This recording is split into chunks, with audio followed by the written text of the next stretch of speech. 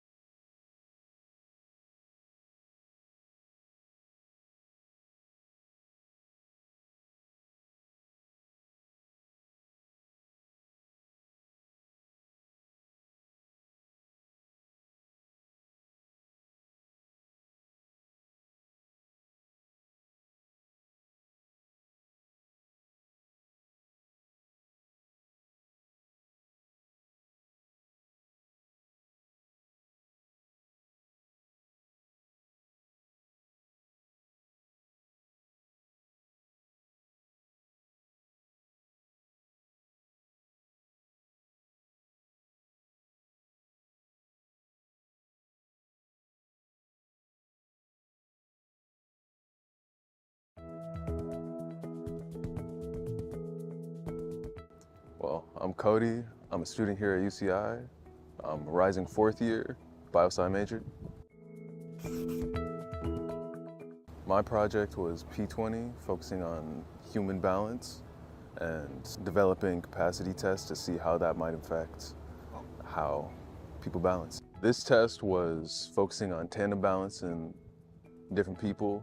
Tandem balance would be when you're walking on, for example, a tightrope where you have one foot placed in front of the other and you're trying to maintain balance, yeah. We came to a few conclusions from the study. We found that, for example, ankle proprioception is extremely important. So being aware of how, when you place your foot, where it's going to be, your ability to maintain stable ankle.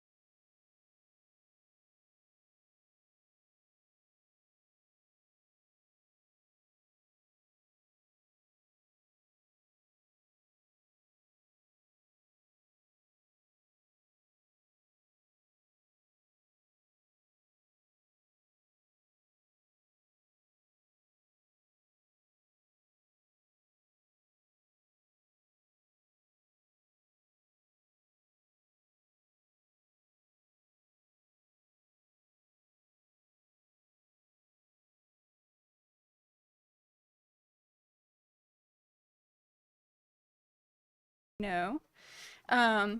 But we are going to go ahead and just jump right in. So our first group today is our Gait performance group, and we have Justin Kwan, Rinny Chen, and Valerie Xiao. Yes, you guys can go ahead and come on up.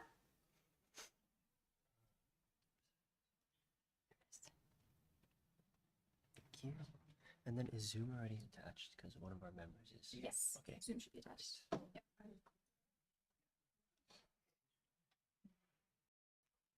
Alrighty.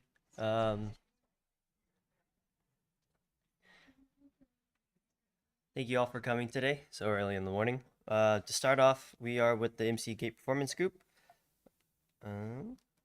My name is Justin Kwan. I'm a fifth year undergrad mechanical engineer student. I'm Valerie. I'm a undergrad BME student. Representing Zoom, I'm Rinny Chen, undergrad third year biomedical engineering student. Cool. And together over the summer, we have been working on gait performance, but more specifically, hair manipulation. So why is this important? So in life, there's a common saying that you learn from your mistakes. But how much mistakes should you make? I think that quote is incomplete because I don't really know if I should completely fail at the task or just make slight mistakes. So in this study, we were finding what is the right amount of error to make.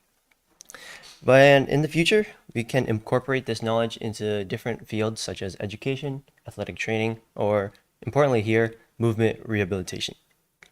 To study optimal learning, we are having participants walk with a specific challenge and restrictions.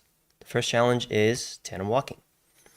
We chose this because we decided that maintaining unilateral balance is critical for reducing fall risk. And this very easily goes into rehab.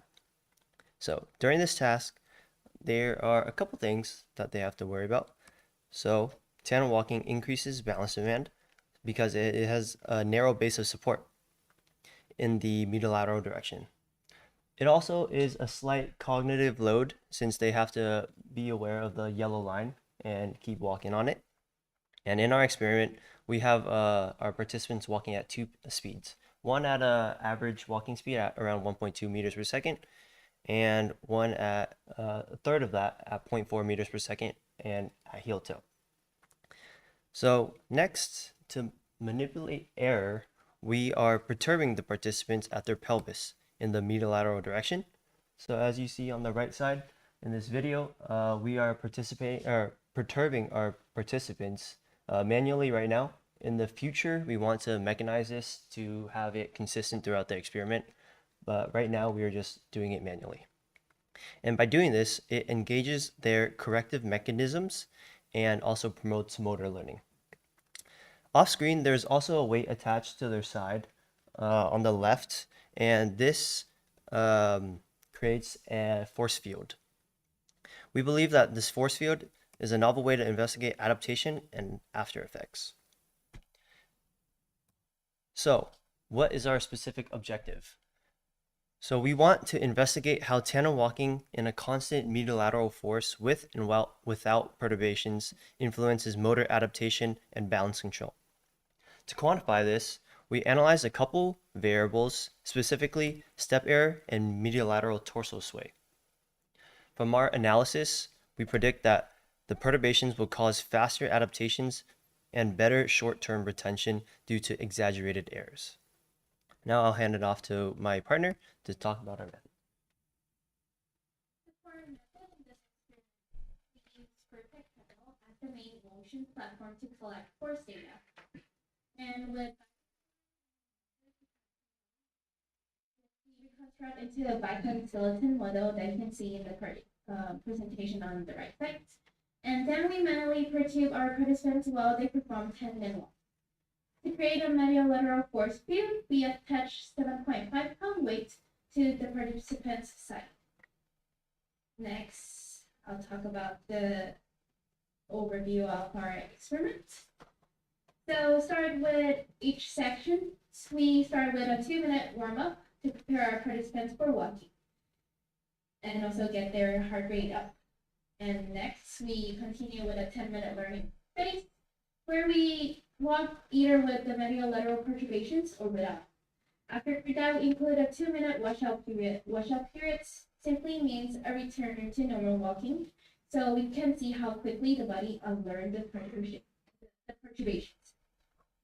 So this sequence repeats 3 times, first with the normal tandem walking at 1.2 meters per second, then with the heel-tilt tandem walking at 0.4 meters per second. Then the last one, it's the normal tandem walking again at 1.2 meters per second. But in the last cycle, we shortened it to 5 minutes to reduce the fatigue. Each participants complete both protocol with and without the perturbations on a separate day. Spaces at least 24 hours apart. So like a day after the second day do with the perturbations.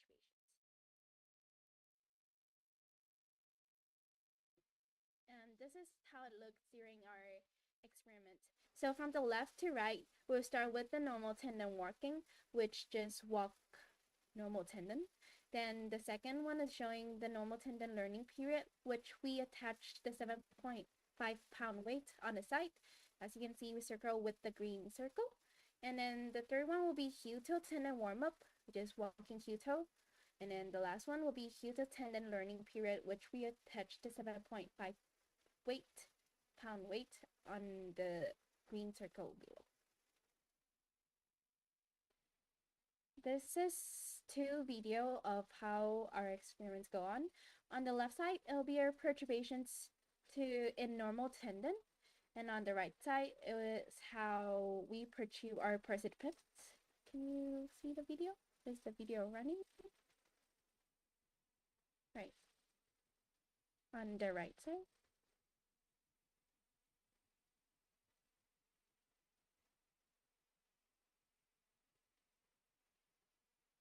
Yeah, that's how it looked like. You can see the participant is slightly leaning to the right side because they're too used to the weight as we put the weight on the left side. So currently we are manually perturbing our participants, but we know that there is inconsistent in force, so in the future we are planning to mechanically perturb our participants. Then now I'll pass to Valerie. So one of the things we wanted to look at in terms of our metrics was step error, which is basically defined as how far off our heel strikes are from the yellow tape that we wanted the participants to walk on. So the two colors, the red and the blue, represent the right and the left heel strikes respectively. On the y-axis, there's the error in millimeters, and the y=0 line is the yellow tape. So unfortunately, we couldn't find any conclusive results here. There's no real example of learning. As you can see, there's no real trend in this graph. Specifically, this one is the washout period for the first normal tandem trial. One thing we noticed though is when people were doing these experiments, some people who didn't have a lot of torso sway occasionally tried to compensate more with step error, but just from the graphs itself, there's not really much to see. And then the other thing we looked at was the medial-lateral torso sway. One thing that was interesting was that our female participants tended to have a lot more torso sway in comparison to our male participants. These graphs on the screen are of one of our female participants, and also our heel-toe washout periods had also stronger torso sway compared to the normal tandem washout periods, and so this one is also heel-toe. We predict that this is because heel-toe walking is a more challenging task in comparison to just normal tandem walking, which is probably why we see such a big difference there. And then, so the positive angle means the participant is leaning towards the right side, which makes sense because the weight is attached to their left side, and so they have to compensate by leaning towards the right. And then on the non-perturbation graph, you can kind of see that the maximum torso angle in the beginning is higher than that of the perturbation side, and it seems to be that the participant is taking longer to reach a steady sort of horizontal baseline in comparison to the other graph. We found that this was the case for about a half or a little bit more of our participants who actually showed significant effects for washout, but we'd love to see if that remains true for if we take more participants later on in the future. Yeah, and then also some first two graphs that looked a bit similar, it was a bit challenging to determine which one was better, say. Like, for example, one of them for the non-perturbation side, technically it seemed to be that the person took less time to adapt, but also had a higher maximum angle and steeper slope in the beginning. So that'll be interesting to look at going forward. And this is the same sort of example as the previous slide, except this is one of our male participants. You can see that in general, the torso angle is a lot less than before, but still with the non-perturbation side, there's more variability in the beginning, and it took him longer to get to baseline. And the last thing we wanted to share in terms of our results for torso sway was a comparison between the first washout period for normal tandem and the last one. So as you can see, the first graph on the left, there is a bit of a washout effect there, but in the last one, there really is nothing. So it seems to be that there's some sort of learning involved when the participant goes throughout the experiment, because we are having them walk for about 40 minutes in total. We also hypothesized that this could be because the learning period right before the second washout period for normal tandem is only 5 minutes in comparison to the usual 10. So that could also be a factor. So for our challenge and future directions, one of the challenges we face during our experiment is that the Vicon data processing. So we're not, like three of us were not really used to Vicon before we start this program, but sometimes the program does not really cooperate with us, which make the analysis slower. Another issue was making markers falling off during the data collections, which interrupt trials and reduce data qualities. For our future directions to improve, we plan to add more quantitative measures such as step time error, margin of stability, and step variabilities to better capture balance performance. We also plan to perform a perturbation with the bump motor, which will give us more controllable and repeatable perturbations. Finally, we'll explore using a linear mix effect model for analysis, which will allow us to account for variabilities across the participants and trials. Now I'll pass it back to Valerie to wrap up this presentation. Throughout this summer, we all learned just a little bit more about gait and balance, error, and adaptation. We also got to learn a little bit about the process of designing an experiment from start to finish, I guess. Which starts off with our research question and kind of looking at the literature to see what we can find, going to excuse me, going to our pilot data experiments and making any adjustments as needed, and then finalizing experimental plan, which is what you all saw today. Then we also learned a little bit more about MATLAB, which is always good to know and practice with. And finally, we did a lot of data processing with Vicon, which is something that I've never done before, which was really cool to learn. Thank you, and we'll take any questions.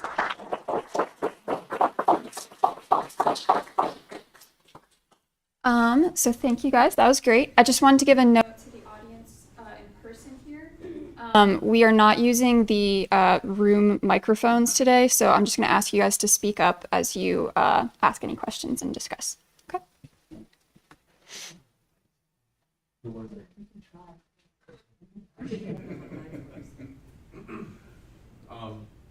Do you think there was an effect of the order of learning tasks that you did? Like you started off with normal tandem walking and then heel toe. Do you think there is an effect on the kind of learning that people have? Yeah, so definitely there we saw an effect. For example, this washout period. Where is it? Is this the washout period? Yeah, so the first washout period was during our first block, which was normal tandem. We saw like a big spike because it was their first time doing the task, so there was a lot of learning involved there. And by the third time, this was our third block, which is the second normal tandem washout period. They definitely got used to how it felt walking with like the force field, and there was definitely a lot of learning involved, so they got much better at it. I meant to say, would you see the same effect if you had done things in a different order? Oh, like heel toe first and then normal tandem. I think in general, there would still be this very big spike. It might be much bigger because it's heel toe as a harder task, but I think like in general it would be like exponentially better. How did you decide on 10 minutes and 5 minutes as the kind of learning duration when you were piloting things like that? Yeah. So for the 10 to do it, so have a long enough time where they can learn and get used to the force field, but not too long where fatigue would build up very fast. We believe that 10 minutes was in past literature, a lot of people have done 10 minutes, so we decided that it was a great starting point. So we've done 10 minutes, and then the last block was 5 minutes because we didn't want them to be too fatigued and to that have a big effect on our data. I think sometimes learning effects can take a lot longer. I don't know, maybe James might have some feedback on that. Yeah, I was actually going to comment that so often when we think about learning, so the errors are of course really important part of learning, but we often in real life there's a reinforcer in addition to the error. So either if you have errors, there's a quote unquote punishment, or if you're performing well, there's some kind of reward. So one thing you might want to think about for the next phase of the experiment is using one or both of those as a way to maybe drive learning. Okay. Like visual feedback or something? There's all sorts of things. You can use visual feedback, you can use points. You have a nice system where you can apply perturbations. So you could make things harder if errors are larger, right? We definitely we're looking at that in the future. For this experiment, we had 2 days. So one day we perturbed them. So it's more they're conscious of their error of getting off the yellow line. And the other day we didn't perturb them at all. So that's what we kind of did for that. But yeah, I definitely see what we could do in the future there. We were considering before having, in terms of the perturbations, they would be applied if the participant kind of stepped off the line a little bit more. So like if they had error, it would be amplified with the additional pull. But yeah, I guess it's kind of hard to do that at this time, but it's definitely something that we thought about before and could do in the future as well. That's what they're working towards with the bubble. Yeah. Excellent. Yeah, thank you. All right, great. Well, another round of applause for Gait performance. All right, thank you. Thank you. Mhm.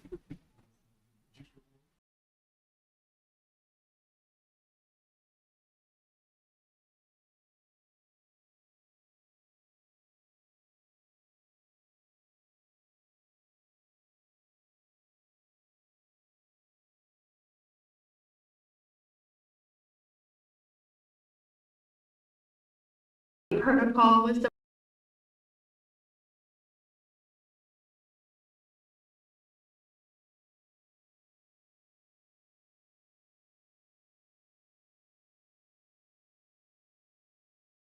Presenter view.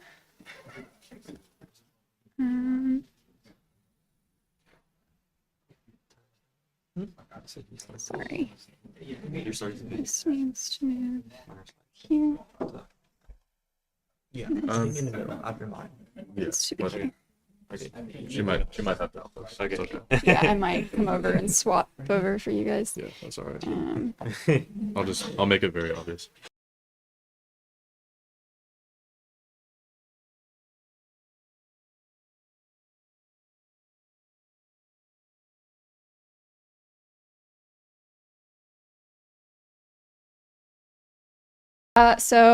Next we have our balancing act team.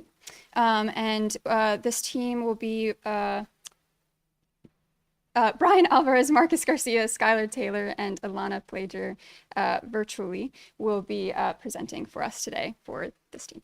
Thank you. Thank you. Well, hello, I'm Brian. I'm gonna start off. So our project is on the influence of variation in individuals and the capacities on balance and walking. So when we study gait, we're able to categorize these kinematic patterns of gait into fairly distinct categories. That is to say, the gait dynamics have a consistent pattern, as you can see in this right-hand side. And any biomechanist can tell you, by looking at this plot, would be able to tell you the vertical foot ground reaction force during walking. So this pattern is so consistent that we can identify clear stages of gait just from the peaks and troughs of the plot. We can even go as far as to create these models that can accurately predict these motions. The thing is, these models mostly consider the dynamics of motion in the sagittal plane, where balance control is not integral. Our models are lacking, therefore, of assist frontal plane balance struggle because motion in the frontal plane is highly variable. So motion in the frontal plane is highly variable because each step is reactive to previous errors. We can correct balance errors by modulating foot placement and center pressure and body posture. This wide variety of strategies we can choose from. Additionally, each individual person can vary in how they choose and implement these strategies to maintain balance. As an extreme example, an expert tightrope walker might choose a completely different strategy than a novice because they have more experience with the task. While each step must be tightly controlled during the tightrope walking, the same is true for normal walking, except more of the process is regulated to our automatic normative system. So I want to pass it off to... Good morning. My name is Marcus. I'm an undergraduate here at UC Irvine. So a little bit of background of our project. Walking is mostly regulated through feed-forward control, with central pattern generators driving motor recruitment. feedback control comes into play to maintain balance control. Feedback from our sensory system helps us to modify our motor outputs and maintain balance, even during some as seemingly straightforward as walking.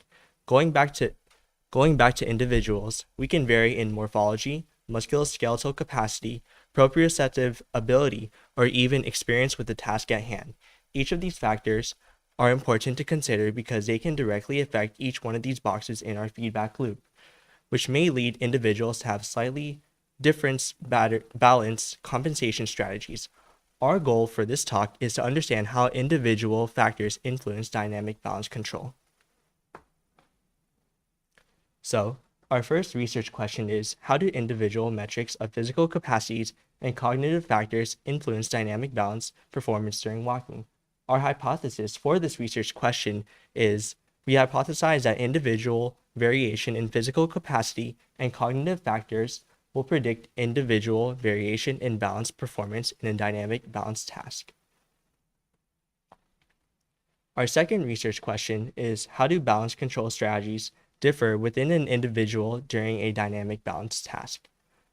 Our second hypothesis for this research question is, we hypothesize that the foot center of pressure and torso sway measures of balance performance and inversely related to ankle plantar dorsiflexion muscle co-contraction. Now I'll pass it on to... And then Ilana is going to help us virtually online for the next part. I'm going to pull up her video. Is it? She's pre-recorded from Beyond the Grade. The testing protocol was divided into two parts. The first part consisted of individual capacity assessments across 5 key domains, including morphology, joint range of motion, sensorimotor responses, proprioception, and cognitive factors, all chosen for their relevance to balance control. Morphology was measured through height, weight, BMI, and leg length, which influenced center of mass and overall balance. Joint range of motion was assessed using the STAR excursion balance test, goniometer measures of the ankle, knee, and hip, and a sit and reach test, as mobility directly affects postural adjustments. Sensorimotor responses were captured via reflex response time during the Y balance test, reflecting the latency of automatic reactions, which sets the baseline for higher order voluntary adjustments. Proprioception at the knee and ankle was evaluated through tasks such as hopping in a square, where deviations indicate precision of limb control and corrective strategies. Cognitive factors were assessed using the neo-FFI and grip score to capture personality domains and general risk propensity, which influence confidence, risk tendencies, and task engagement. The dynamic balance task, which was the second part of the testing protocol, involved healthy adults aged 19 to 28 walking in tandem on an instrumented treadmill equipped with front and rear force plates at 5 controlled speeds, starting from a self-selected pace, with each speed maintained for 5 minutes for a total of 50 trials. This task was chosen as it is more challenging than typical walking while still being simple and accessible. A comprehensive marker set, including full lower limb and trunk markers, was used to track torso sway by measuring the medial lateral position of the sternum, providing insight into compensatory balance strategies, as well as providing heel strike event detection indices from the heel marker.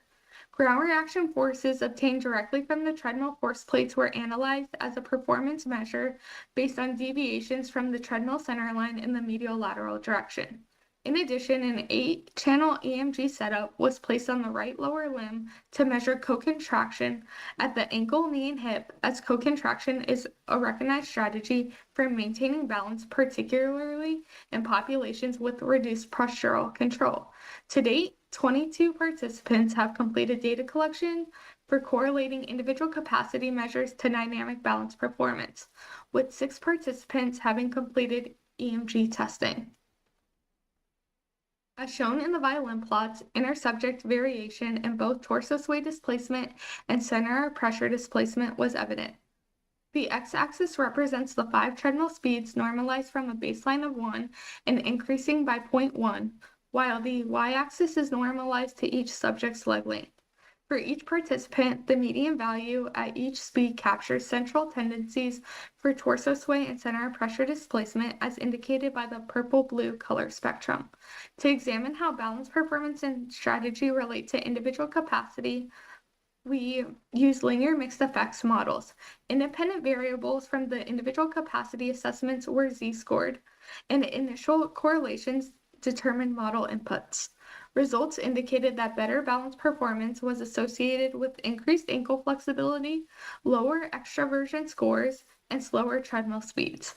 Greater center of pressure displacement, interpreted as poorer balance, corresponded with larger torso sway, which was most strongly influenced by reduced proprioception and limited joint flexibility.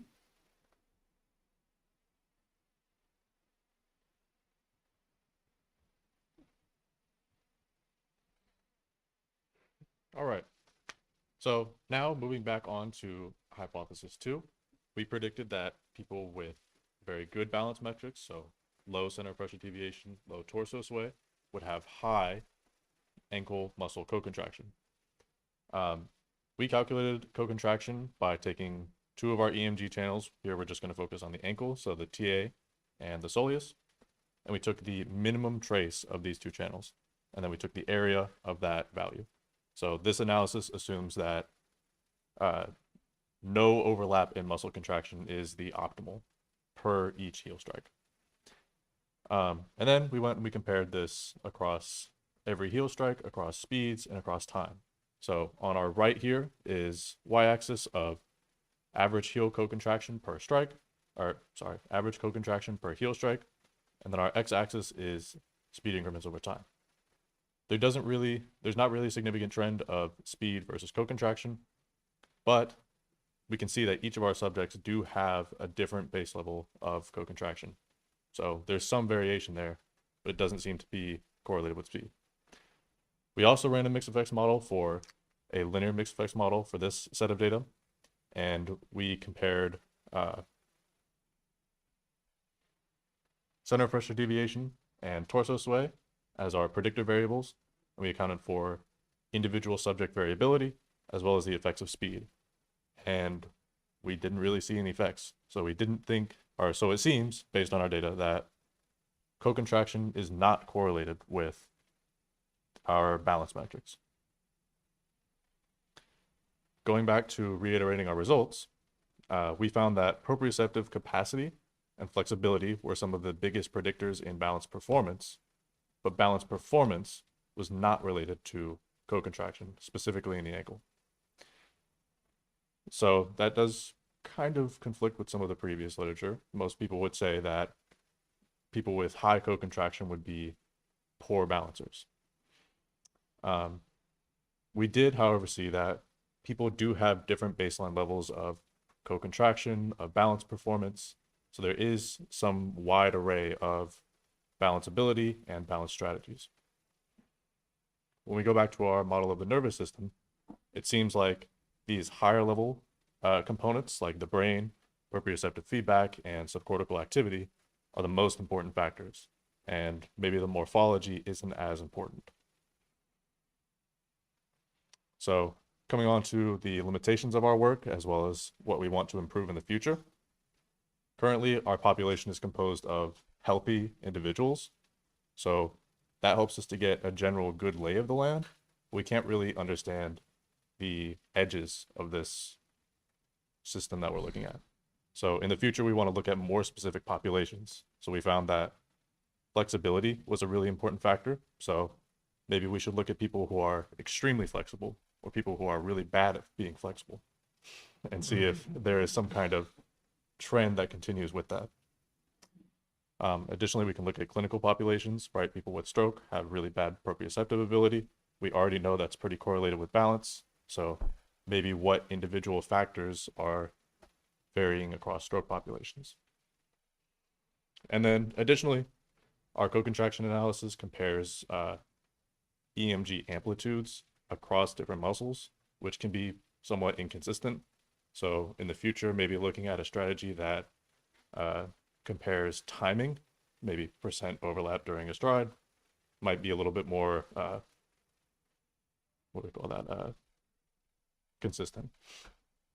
And then finally, looking at individual muscle synergies can allow us to compare motor control strategies more effectively across individuals. And then we just wanted to finish off with thank you, MC. We all learned a lot from this experience. For me, this was the first like actual group experience that I've ever had in research, so it was really fun to learn to work in a team and learn to work with other people. What do you guys?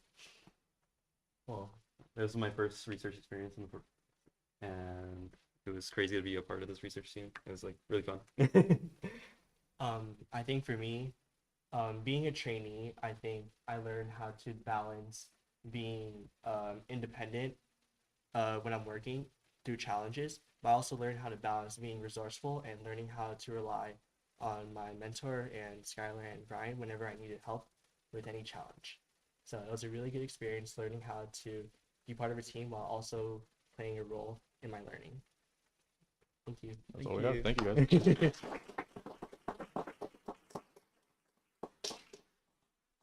You guys have any questions for us? Yes, Gait. So, do you think that if you look at maybe or the knee, that co-contraction might have more of a significance? Because it seems like to me that your ankle for balance is your last resort, right? Like when you're falling, you're not like, I really hope my ankle's going to save me, right? So what do you think about that? Do you guys want to answer? I think the first step we definitely have to look at is the varying levels, as we said, before we can start picking at those specific body parts. I personally think so, but I don't know what you... I think I would agree with you, Katie. I think that hip, like foot placement strategies are very important in balance control, and people can take the ankle placement strategy, which might be effective for smaller perturbations, but then we can use our hip, particularly our adductors and abductors, to kind of more specifically mess with our foot placement. So maybe comparing specifically ankle versus hip co-contraction would be a little bit more enlightening.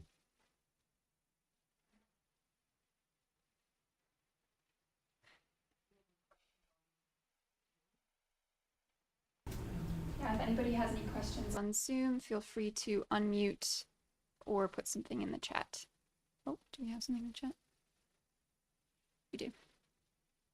Okay, so Jill asks, were there individual differences in center of pressure during quiet stance? And if so, were there also differences in co-activation? Oh, all right, I will also answer this one. So we do have quiet standing trials, but specifically for the calibration of our Vicon system, we didn't actually analyze those, but that is a good point of like how are people standing, maybe getting a baseline of co-contraction during standing and then seeing how that correlates to walking. So I think that's a good place to look in the future.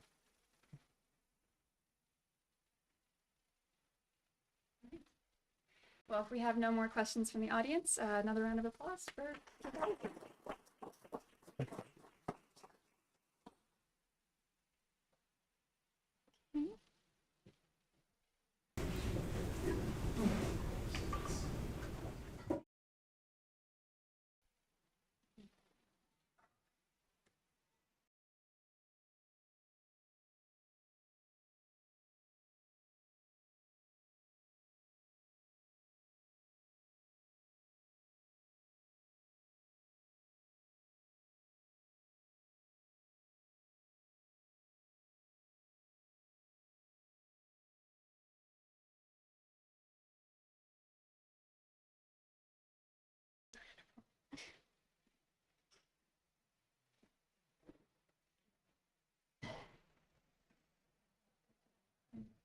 All right. Next up, we have Team Muscle-tendon Synergy, which Hannah Chow will share with us about. Should I click on this one here to move to the next slide? Or Yes. just This works. Okay. Yeah. This bit, you actually see what you're presenting. Okay, thank you. Good morning, everyone. My name is Hannah Chow, and today I will be talking to you about the active stretch dynamics of muscle tendon units. This project was also done with my near-peer mentor, Miles Valencia, and our faculty advisors, Dr. Nishikawa and Dr. Azizi. So muscle tendon units are composed of muscle fibers that generate force and tendons that store elastic energy. Although tendons are unable to produce force on their own, their elastic properties allow them to store energy when stretched under load, which alters the length change and force output of muscle fibers. So depending on tendon stiffness, tendons can modulate the magnitude and velocity stretch of muscle fascicles when an MTU is lengthened. And previous studies have shown that this property allows tendons to act as a buffer and potentially protect muscles from damage during rapid movements. In addition, muscles and tendons have a time-dependent property called viscoelasticity, which influences their mechanical behavior over a period of time. This further complicates how mechanical energy is transferred within muscle tendon units. So to describe the viscoelasticity of muscles and tendons, we can model their behavior in a lot of different ways. So first, we can model each structure as a spring to account for their elastic properties, or as a dashpot to account for their viscous properties. We can also arrange these elements in different ways. So in a Kelvin-Voigt model, the spring and the dashpot are arranged in parallel, while in a Maxwell model, they're arranged in series. Modeling these structures becomes more complicated when we look at an MTU because it involves two elastic structures that interact with one another. So it's unclear how to characterize the MTU as a whole. In our study, we approached this question by using the stress relaxation profile of the combined structures, and then determining which of the models best apply to the system. So for this project, our aim was to understand how in-series viscoelastic tissues affect overall muscle function. So our main objective was to determine how the viscoelastic properties of muscles and tendons influence the distribution of stretch in a fully active MTU. So to explore this question, we applied a stretch to a fully active MTU. We quantified how much of the stretch went to the muscle versus how much went to the tendon. And then we determined how this distribution changes over time. We hypothesized that because of tendon compliance, the muscle would undergo a smaller change in length when operating with an in-series tendon in comparison to an isolated muscle. So for our data collection, we used an in-situ muscle tendon preparation of the rat medial gastrocnemius. So after anesthetizing the rat, we placed a nerve cuff on the sciatic nerve to maximally stimulate the muscle. We then instrumented the medial gastroc with sonomicrometry crystals to measure muscle fascicle length. And finally, we secured the femur to our testing rig and the tendon to an ergometer so that we could measure MTU length and force output. Our experiments were fixed end contractions, meaning that the length of the MTU was kept constant. And this allowed us to use changes in muscle fascicle length to calculate changes in tendon length. So after setting up our experiment, we used a program called Igor to conduct all of our tests. We started by applying isometric technic contractions to characterize the force length curve of the muscle. And this allowed us to determine L0, which is the optimal length to produce the maximum amount of force. We then conducted our ram stretch test by maximally stimulating the muscle at lengths around 30% of L0. Once a steady state force was achieved after 700 milliseconds, we applied a controlled 5% stretch for another 700 milliseconds of stimulation before allowing the muscle to relax. This protocol allowed us to analyze the stress-relax behavior of the MTU following an active stretch. So on the screen here, we have a representative image depicting one of our ram stretch trials. And by looking at this curve, we can get a clear picture of what happened during each phase of the test. So first, the MTU was held at its resting length and then isometrically stimulated. Then, while the muscle was stimulated, we applied a 5% strain of the muscle fascicles to the MTU. Then the muscle was no longer stimulated and allowed to relax. And finally, the muscle and tendon was able to return to its initial resting length. So previous studies have only defined the beginning and end section of this graph. So this is really the first time we're able to see the middle section at the MTU level. So by looking at each phase, we had a few interesting observations. So first, as expected, we saw significant shortening of the muscle fascicles against the stretch of the tendon. Then, even though we applied a 5% stretch to the MTU, the observed stretch of the muscle fascicles was far less than 5%. In fact, it was more like 1%. This supports previous research that suggests that muscle fascicles undergo a smaller change in length when operating with an in-series tendon. And this means that the total change in length of the MTU was distributed between both the muscle and the tendon, and it supports the idea that tendons have a power attenuating effect that can protect muscles during rapid movements. Following the imposed stretch, while the muscle remained active, we saw that there was a gradual delayed stretch of the muscle fascicles during stress relaxation. This means that the muscle fascicles continue to increase in length even when there is no length change to the MTU as a whole. This finding suggests that the viscoelastic properties of the muscle and tendon play a critical role in muscle fascicle length trajectories. And this may be relevant when dealing with latch-mediated behaviors, which allows organisms to store energy for particularly fast and rapid movements. And finally, during the last phase, the muscle relaxed, which caused the tendon to stretch the muscle fascicles. For each individual, we performed the same ram stretch across 5 different regions of the force length curve.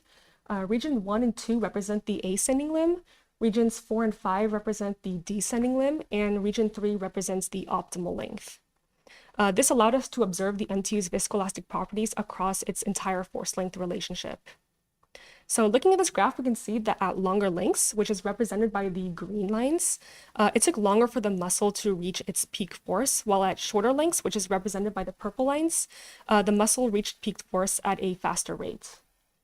Like we observed in the previous slide, we can still see that the muscle is not stretched to the full 5%, and during stress relaxation, we still see the delayed gradual stretch of the muscle fascicles. However, this stretch became more apparent at shorter starting lengths. So since the viscoelastic elements creep with time and we see that muscle length increases rather than decreases during stress relaxation, the data suggests that the viscoelastic properties of the muscle dominate in these tests. And after sharing this data with Dr. Nishikawa's lab, her model best described the interaction between muscle and tendon viscoelastic elements as 2 Kelvin void bodies acting in series. So to summarize, here are some of our biggest takeaways from this project.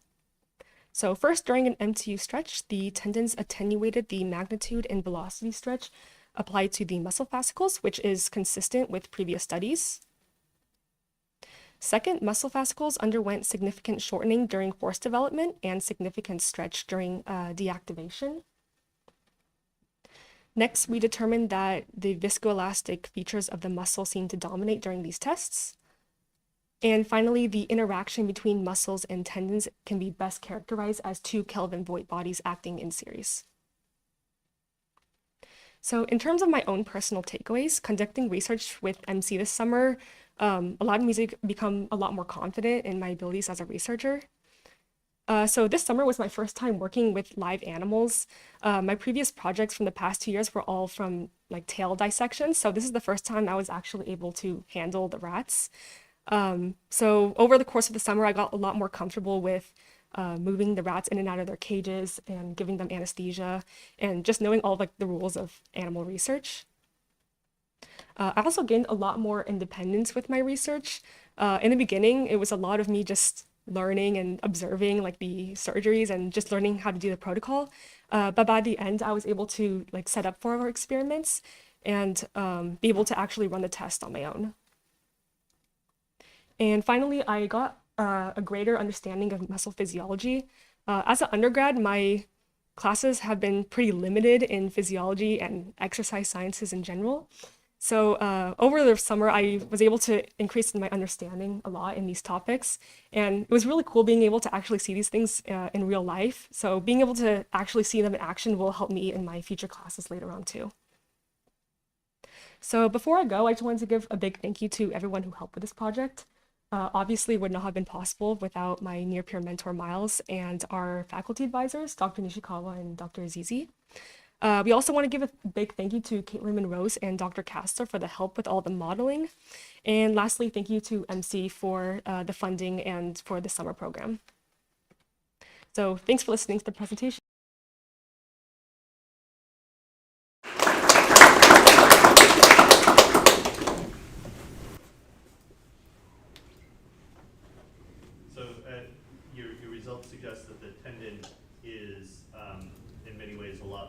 less stiff than the muscle, right? Because the muscle takes up a very small amount of the displacement when you do the 5% deformation, but you're maximally activating. So I'm curious if you think that at a sort of physiological level of activation that's more characteristic of the amount of activation that you would see in the muscle in vivo, do you think that at least the ratio of those will probably change? Do you think your conclusions?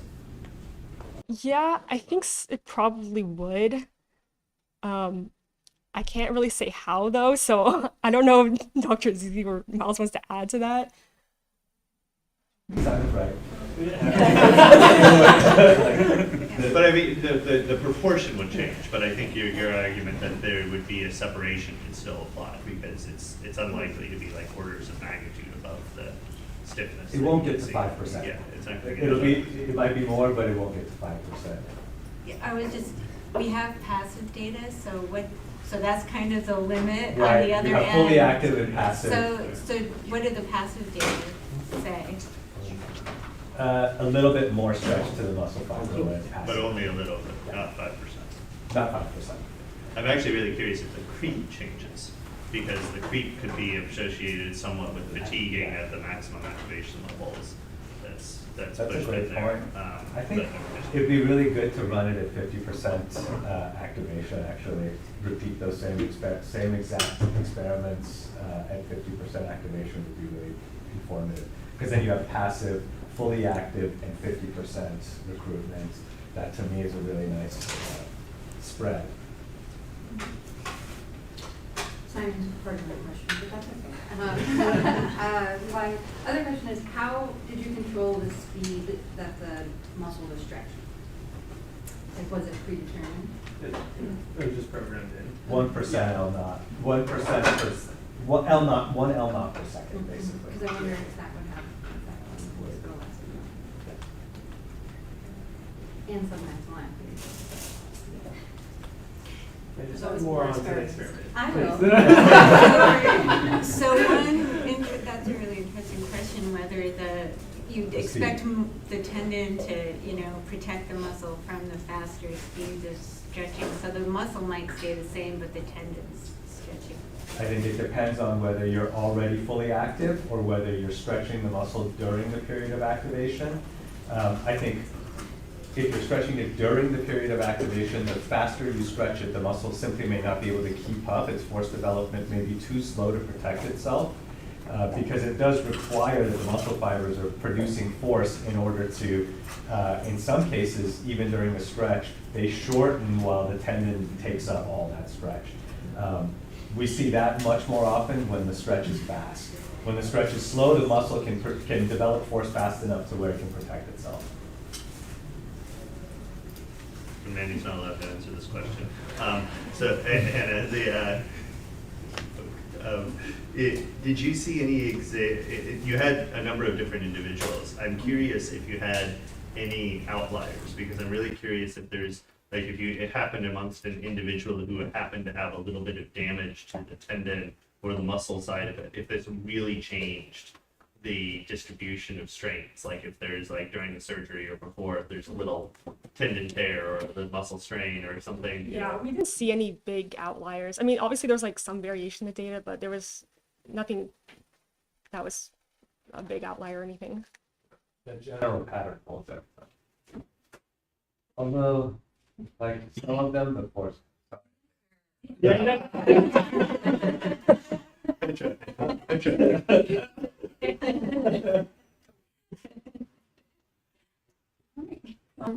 Thank you, Hannah. Yeah, but that's another one. Next time we're bringing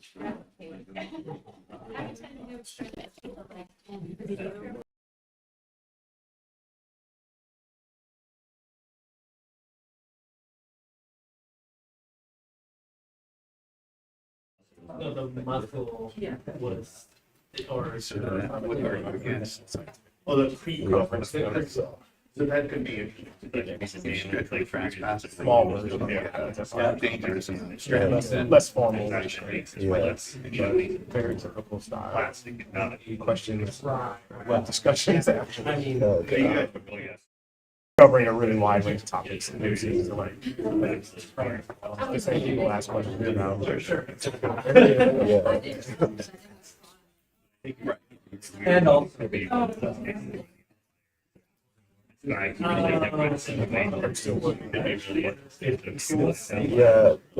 weekend's looking my last year. Oh, wow. So That's too much.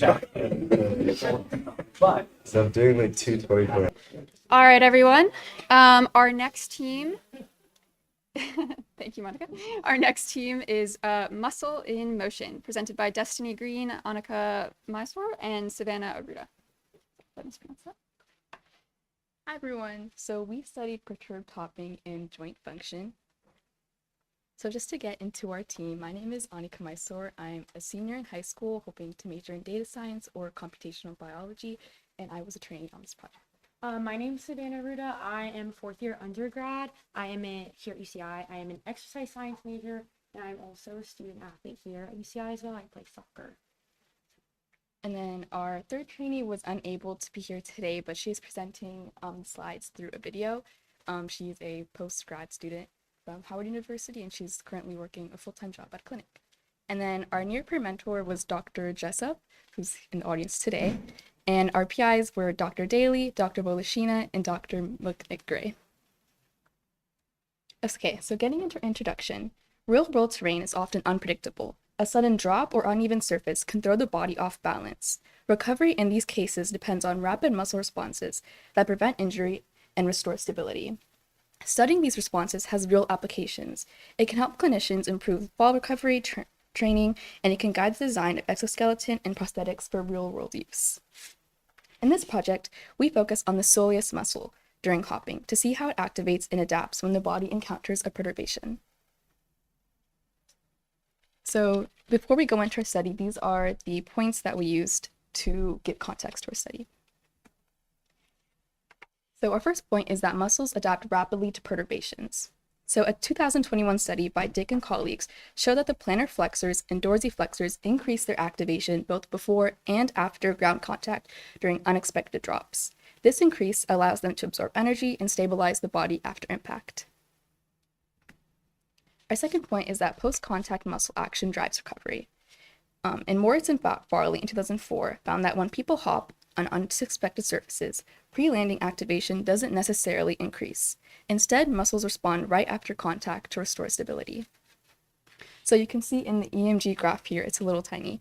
In the unexpected and random conditions, the biggest changes in muscle activity occur immediately after ground contact. That rapid post-contact response is what helps restore function. Our third point is that series elasticity aids shock absorption. So tendons also act as protective shock absorbers. Thanks to their elasticity, they can absorb energy and decouple vascular length changes from joint motions. This means tendons buffer muscle fibers from the full strains of sudden impacts, reducing injury risk while keeping the systems efficient. And our last background point is that passive dynamics can handle unexpected changes. This graph shows muscle-tendon complex length changes for an expected soft landing versus an unexpected hard landing. So if you notice in the unexpected condition, the length change is larger, yet muscles don't pre-activate much before contact. Instead, the passive properties of tendon and muscle structure absorb some of that extra shock automatically. Once contact is made, active muscle responses stabilize the body. So passive properties essentially manage the initial load while muscles step right in after to ensure stability.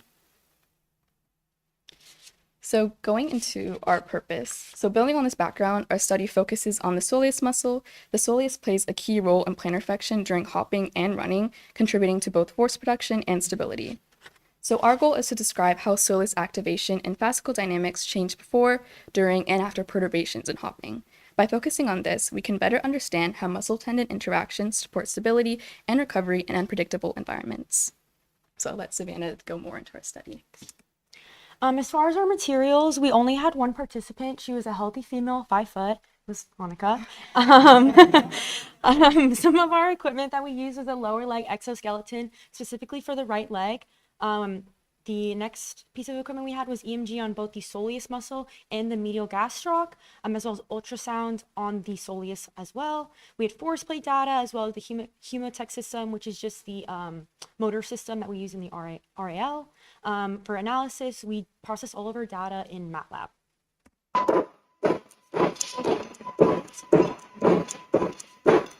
Shoe size.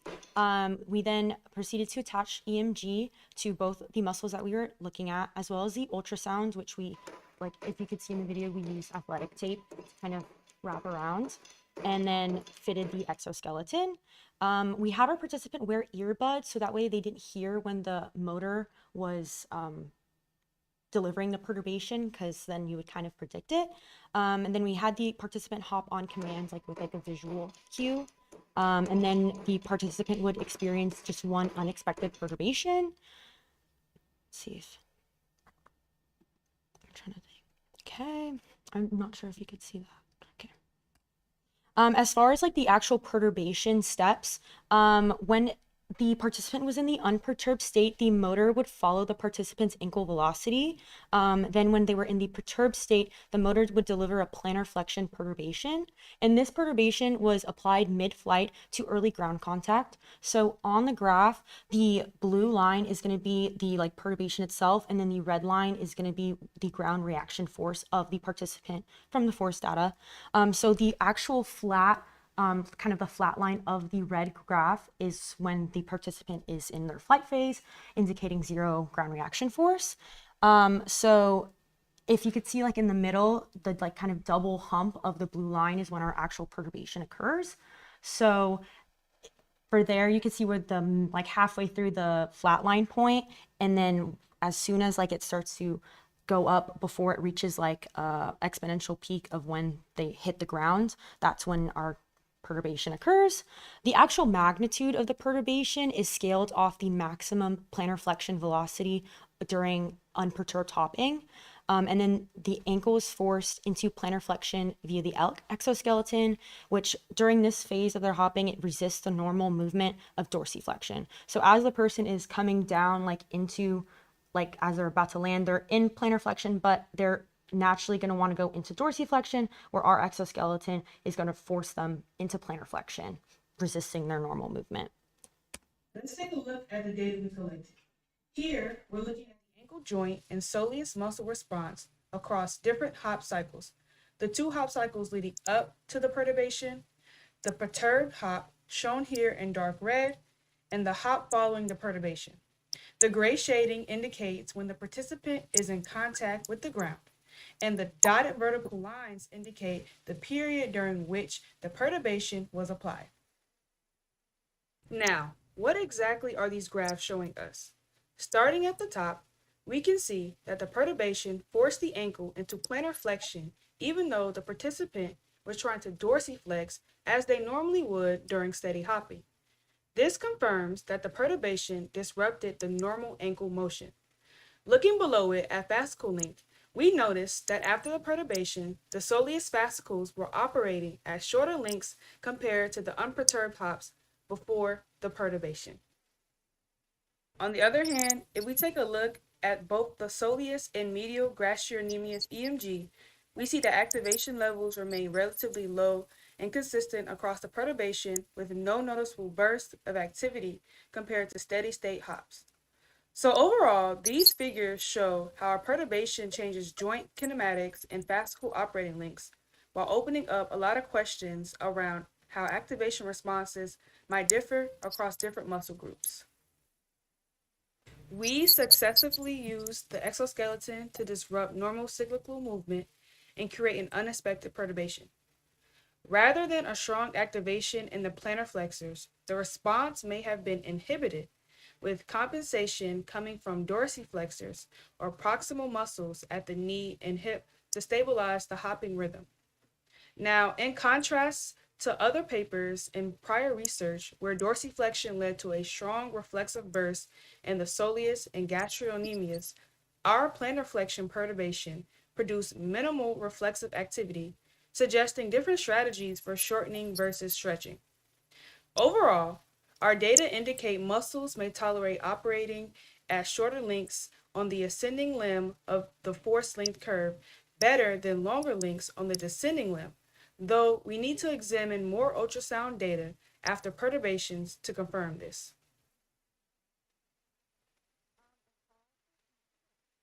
One of like the main things that we kind of wanted to look at was setting a specific height for our participants to hop at, so that way there is an adequate amount of time for the perturbation to take effect. This would just be based on how like it is being controlled.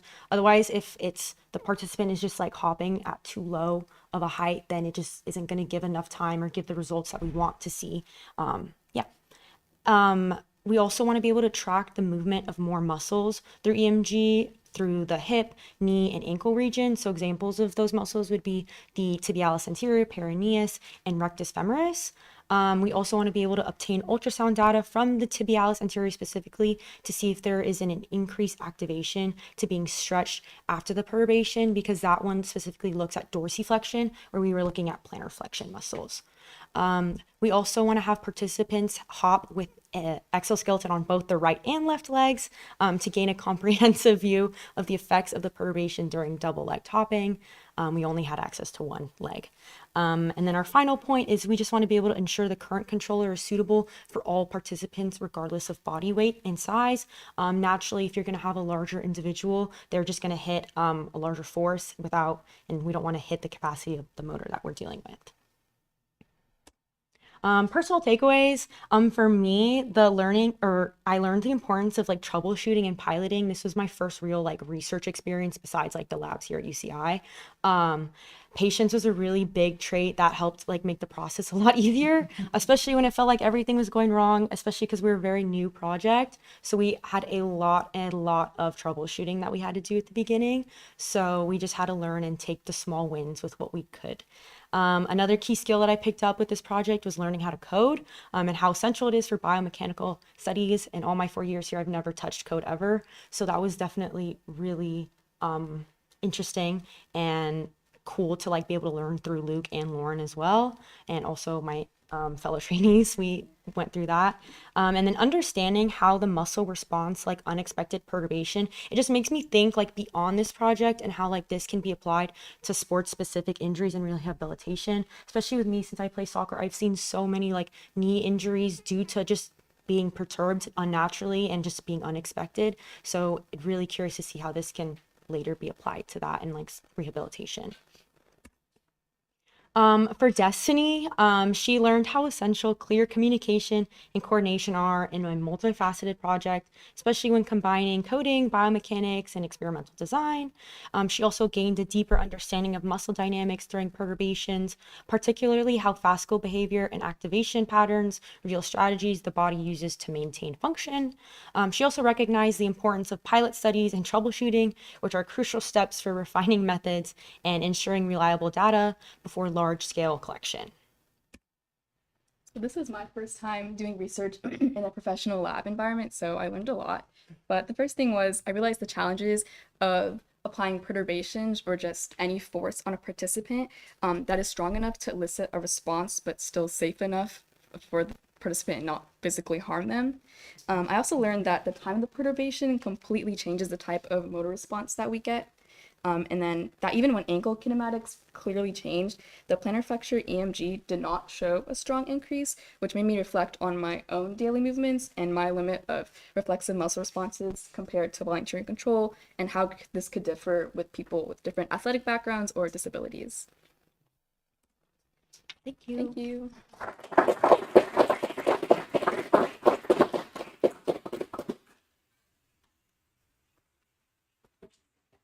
That was such a great talk.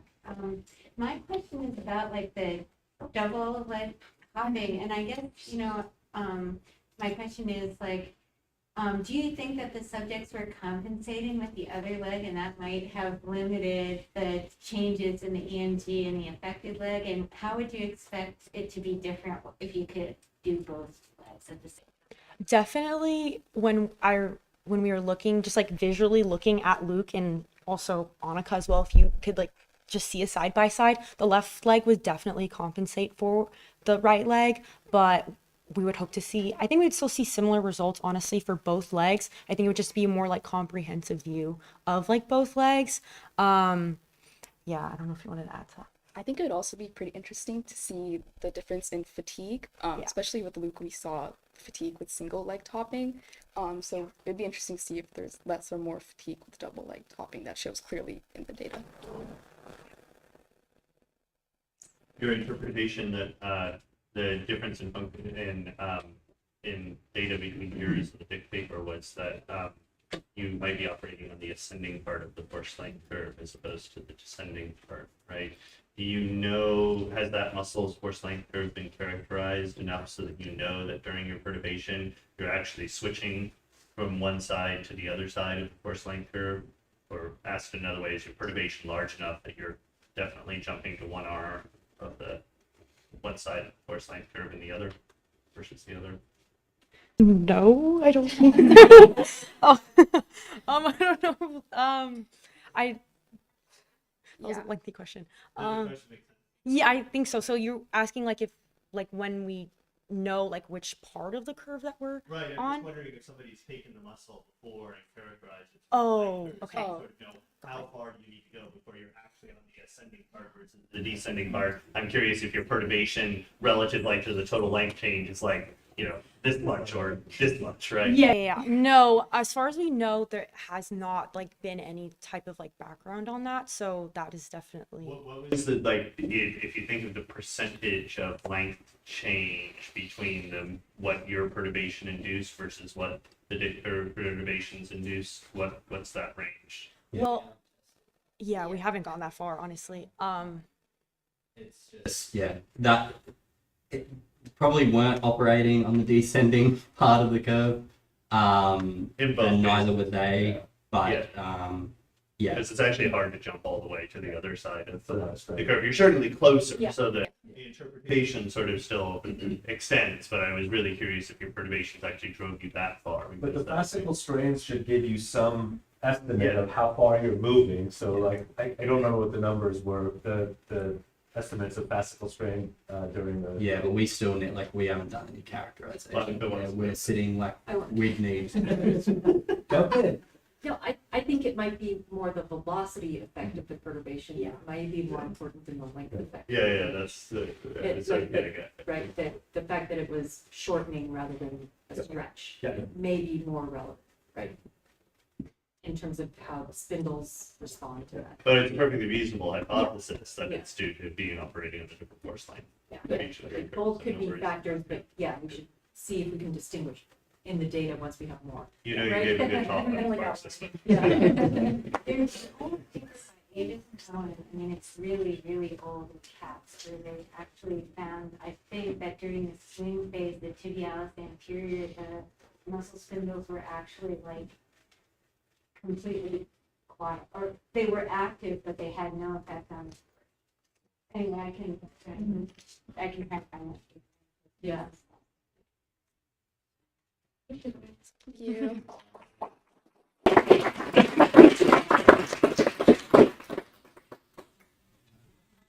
Thank you so much. So we are ahead of schedule today. So we have a bit of a longer break than originally planned. We will meet back for our next presentation at 10:30.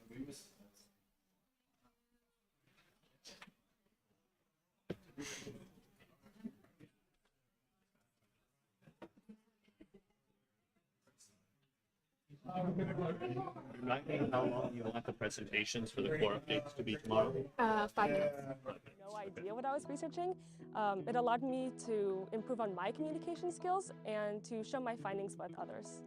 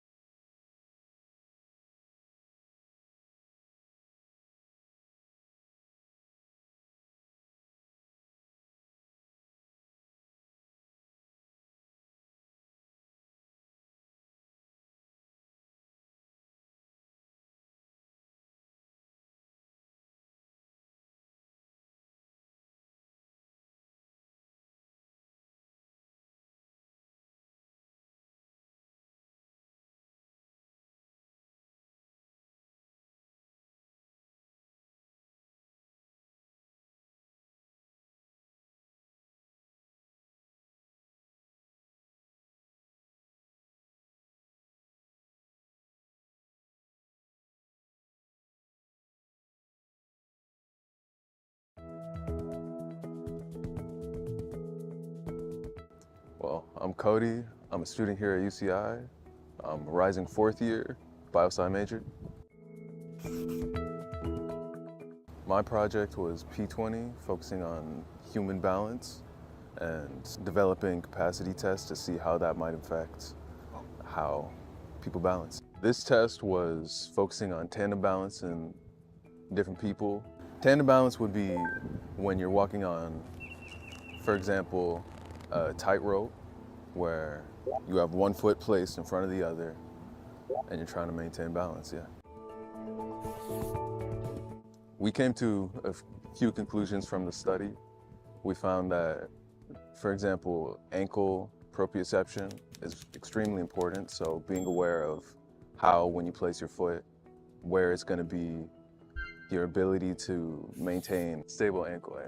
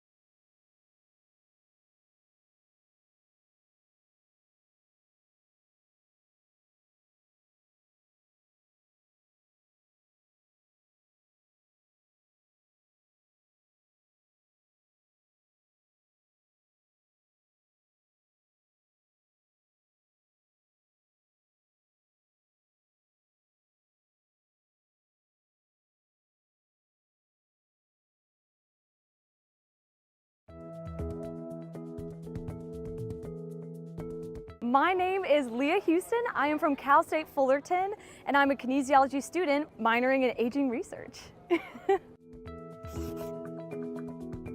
I worked with the amazing Dr. James Finley in the USC Locomotor Control Lab, where we worked on perturbations and how it affected our proactive and reactive balance control strategies.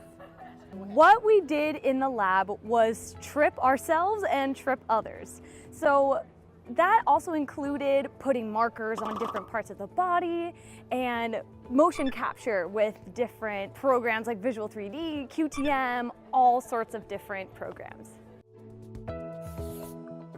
What I learned from tripping people is that there is a funnel effect where we can look at the leg, what is happening at the leg, kinematic, kinetic forces. Then we can look at the joint and dive into muscle activation and timing and everything like that. Potential future direction for this work is utilizing EMG to locate and identify what muscles are working in proactive versus reactive balance control strategies. The best part about doing the IMSI research was finding who I am. I have never felt more myself, being independent, learning confidence. I just grew so much as a person in both the lab and in life.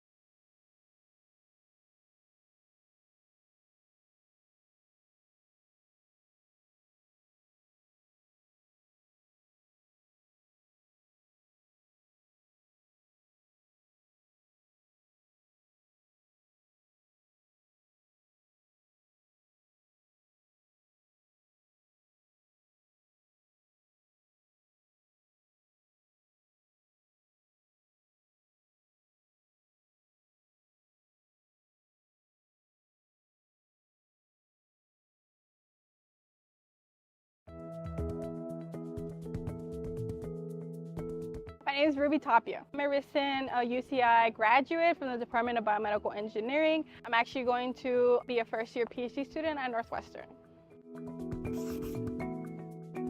So the project that we worked on was an in-situ prep for the guinea fowl algae gastroc. So essentially what we were looking to do is use previous work that was found in in-vivo studies and bridge the gap between in-vivo and in-situ work together to essentially help build better muscle models using in-situ prep. Over the summer, the data that we collected was force outputs from the lateral gastroc of the guinea fowl. And then using these force data, we then create our force length curves. So the benefit of learning a lot of comparative physiology is essentially, I can't do in-situ preps in a human, right? So that would mean I would have to put a human under anesthesia, cut their Achilles tendon, apply a bunch of stimulation to the muscle and then observe, what are the force outputs, right? The goal here really is to connect in-situ data with in-vivo data to help us make inferences about how complex dynamic movement is in real life.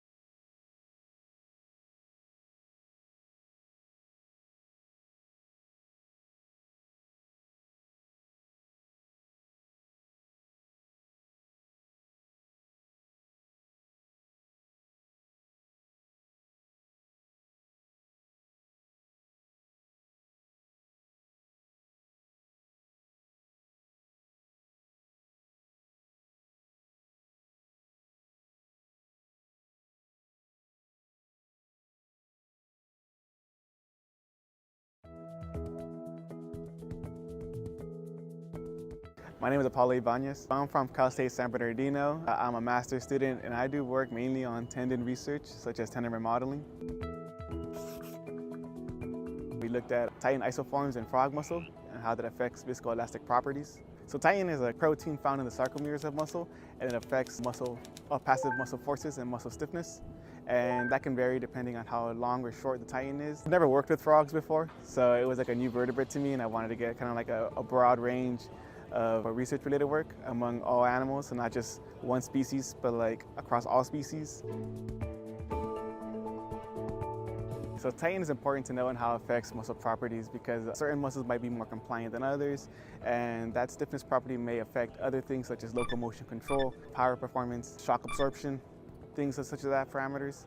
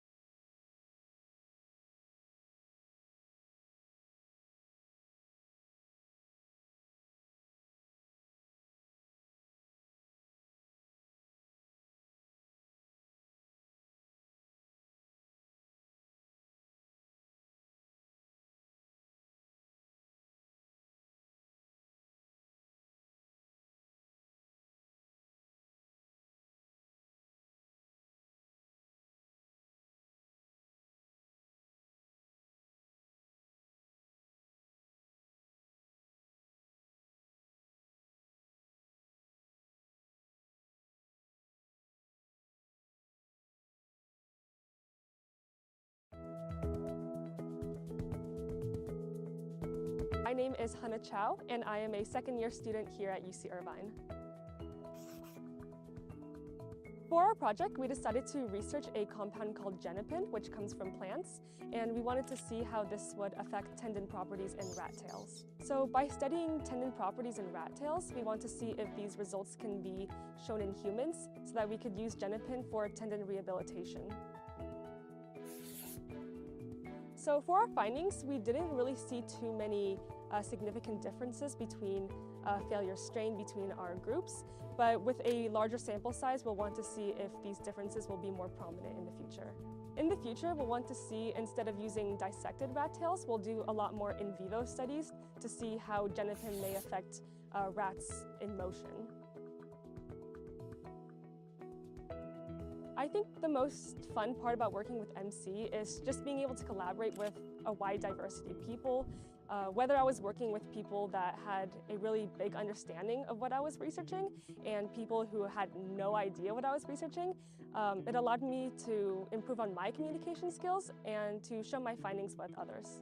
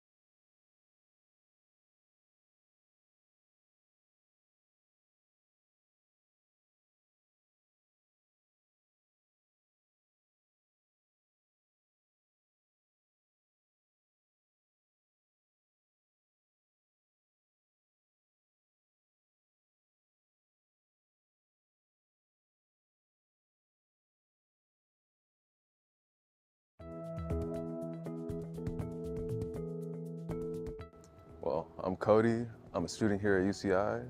I'm a rising fourth year, biosci major. My project was P20, focusing on human balance and developing capacity tests to see how that might affect how people balance. This test was focusing on tandem balance in different people. Tandem balance would be when you're walking on, for example, a tightrope where you have one foot placed in front of the other and you're trying to maintain balance, yeah. We came to a few conclusions from the study. We found that, for example, ankle proprioception is extremely important, so being aware of how, when you place your foot, where it's going to be your ability to maintain stable ankle.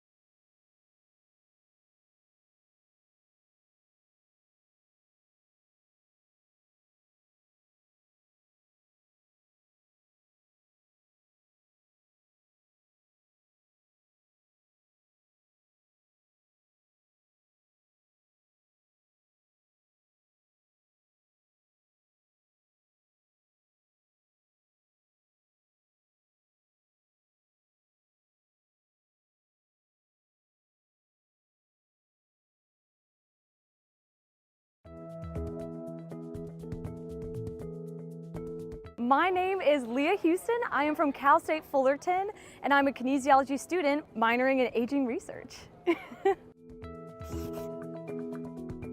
I worked with the amazing Dr. James Finley in the USC Locomotor Control Lab, where we worked on perturbations and how it affected our proactive and reactive balance control strategies.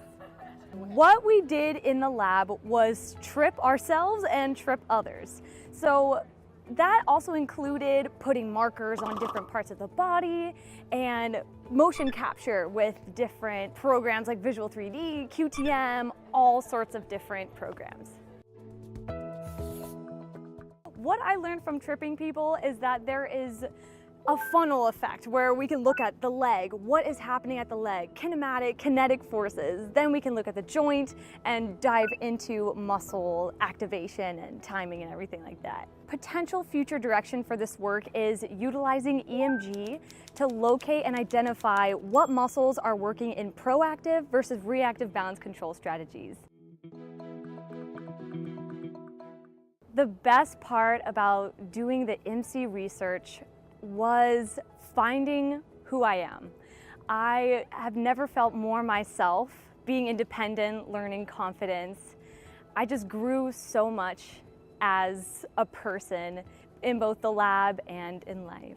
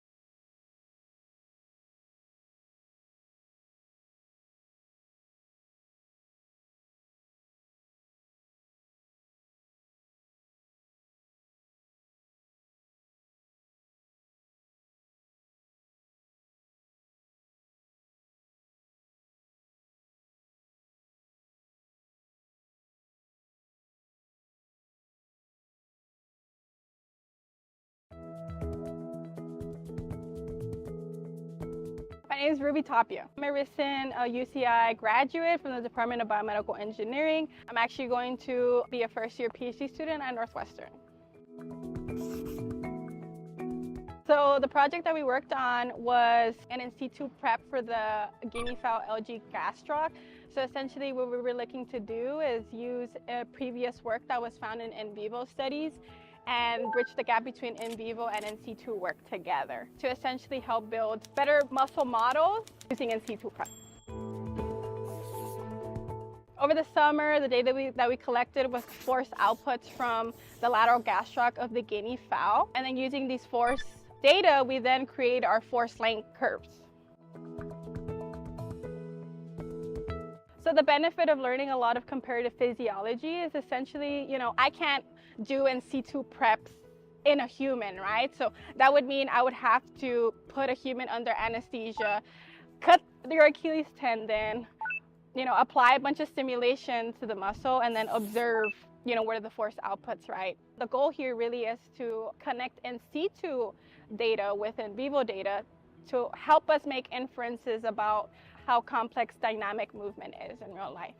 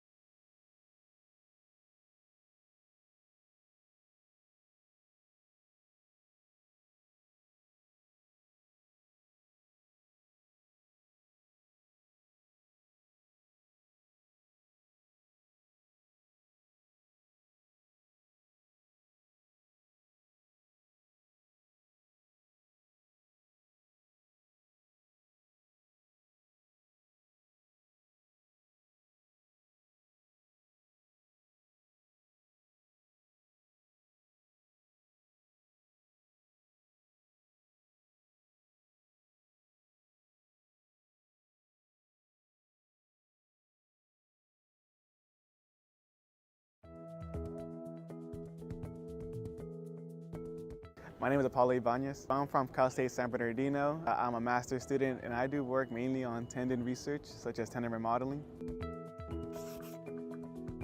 We looked at tighten isoforms in frog muscle and how that affects viscoelastic properties. So tighten is a protein found in the sarcomeres of muscle, and it affects passive muscle forces and muscle stiffness.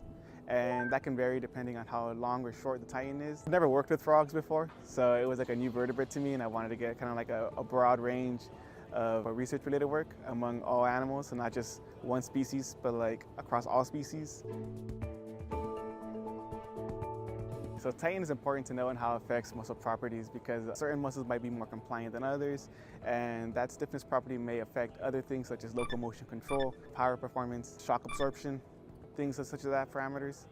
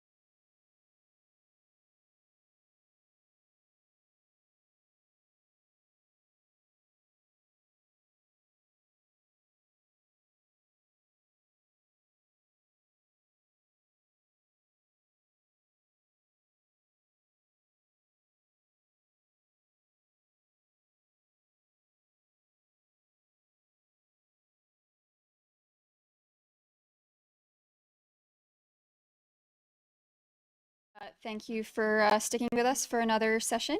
These presentations have been great so far, so I'm excited to see the last few that we have for today.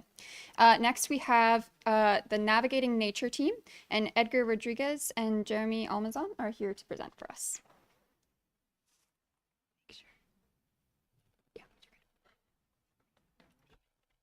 Okay, hello everyone. My name is Edgar Rodriguez, and I am a second-year undergraduate student at Harvey Mudd College. Hello everyone, my name is Jeremy Almazan and I am a fourth-year undergraduate student at Cal State San Bernardino, and today we will be presenting our project, Navigating Nature.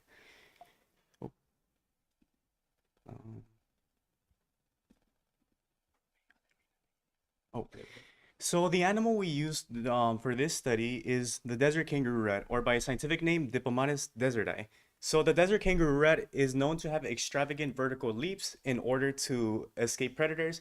They are desert-adapted rodents, which they are bipedal, and they're known to inhabit a very costly terrain filled with sand as well as natural occurring obstacles.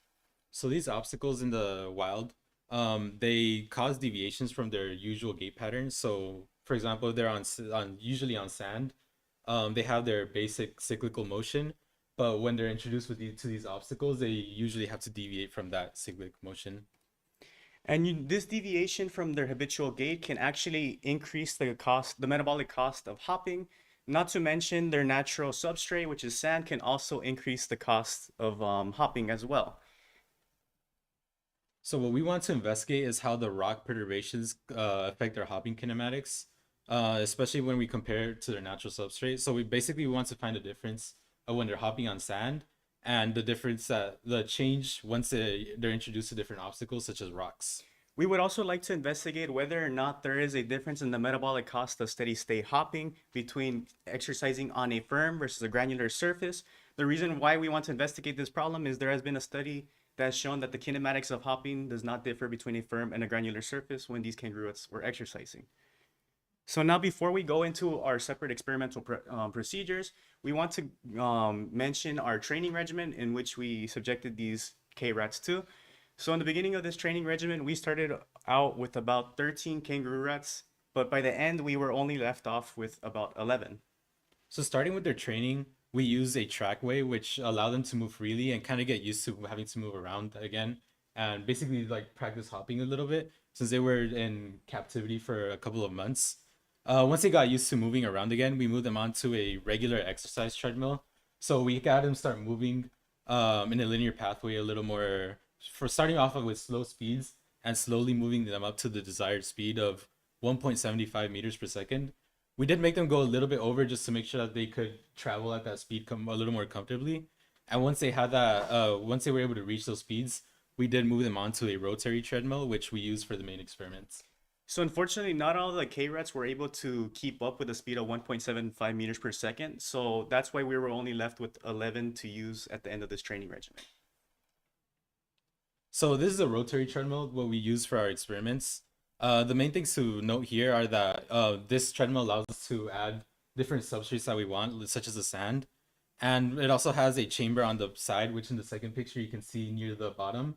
And that's where we can keep the kangaroo rat, and we're able to see it from the side, the top, and the front with different cameras. So once they're trained, we add the sand substrate and basically do a couple of test runs to measure their hopping on the sand substrate. And what we want to do here is figure out their average steady hops. So we want to find their gait pattern and figure out about how much distance they cover per hop. And then once we get that, we're able to create a baseline measurement to understand their average kinematics with regular sand.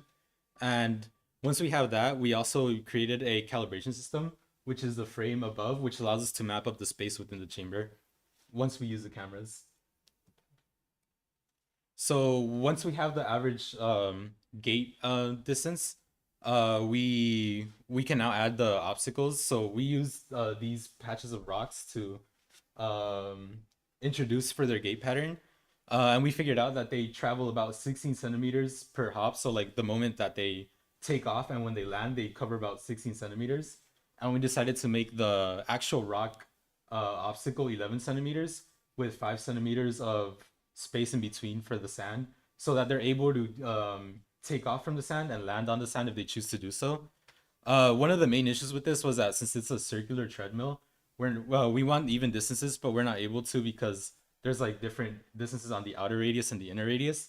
So if you look at the diagram above, you can see that the squares which represent each side of the rocks, to maintain them parallel to each other, the inner radius needs to be a shorter distance than the outer radius. So what we did to address this is that we changed up the measurements for the rock obstacles. So the inner radius, we made about 90% of their average gait length, and the outer radius was 120%. And with that, around the center of the track, it's about their average gait. So we could have them around the center. But for this experiment, we chose to let them move freely, just see which way they would choose. And with this, we also did, it allows us the rocks to run parallel to each other so that the kangaroo rat the rocks are coming towards the kangaroo rat evenly and not like disproportionately from one another. And with this, we did create a divider as well, just for future use. We can choose their pathway basically and make them go like on shorter lengths or longer lengths if we want them to. And once everything was ready, we set up the obstacles in the cameras to record their hops over the rocks. And something important to note is that we want them to be steady hops, so we don't want any like acceleration or and we want it to mainly to be bipedal hops. So occasionally they do put their front paws on, but we wanted to avoid that as much as possible. And then here's the video. It should be over here. No, that one. Oops. That one.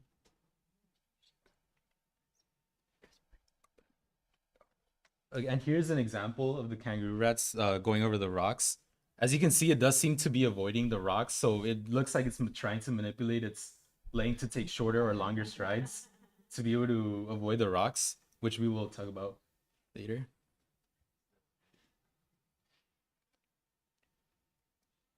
So before we go into the procedural process of collecting the metabolic costs of these K-rats, I want to talk about the measurement we used in order to compare these costs between a granular and a firm surface. So we used a measure that is usually not seen in rodent literature. We used excessive post-oxygen consumption, aka the recovery period of exercise. So excessive post-oxygen consumption is the period at which an animal will elevate its metabolic rate. And this period is used in order to resaturate hemoglobin stores with oxygen, as well as rebuild muscle, which requires an increased amount of energy after exercise. So how scientists will usually collect an epoch measurement is they will wait till the animal gets to the resting metabolic rate values, in which they will take the volume under the oxygen consumption curve, and that will give an approximate epoch measurement or the total cost of recovery. So for the procedural process, we only used 5 kangaroo rats for this study. These were our most consistent hoppers. We wanted to get the most accurate epoch results. So before any experiment, we wanted to acclimate these animals in the respirometry chamber in order to track epoch. Now, this did change throughout the duration of the study. We started off by acclimating them for around 10 minutes, but then it increased to about 45 minutes. We did this to minimize any type of stress, therefore minimize any peaks of CO2 in the analysis. So before any experiment, after the acclimation period, we would take the resting metabolic rate of the day prior to any epoch measurement. After the resting metabolic rate was measured, we would then exercise these animals on the rotary treadmill, as Edgar mentioned, for around 3 consecutive bouts until they were totally fatigued. Now, when they were fatigued, we would transfer them right away into the respirometry chamber and measure epoch for approximately 45 minutes until they reach resting values. So this is just a close-up of the system we use. This is a flow respirometry system. So in short, this system tracks the changes in gas concentration of room air flowing through an animal, which will track epoch. This is the respirometry chamber design that we got inspiration off the transfer tubes of the K-rats. These animals are burrowing animals, so they like tight spaces. So we wanted to minimize much stress as possible. So looking at our results, to start off, we did use a sample size of 4 kangaroo rats. And just over the basics of this, we used 100 hops from the rock trials and 40 hops from the sand trials. We included more on the rocks because they had a lot more variation than the sand itself, as they were more consistent with that.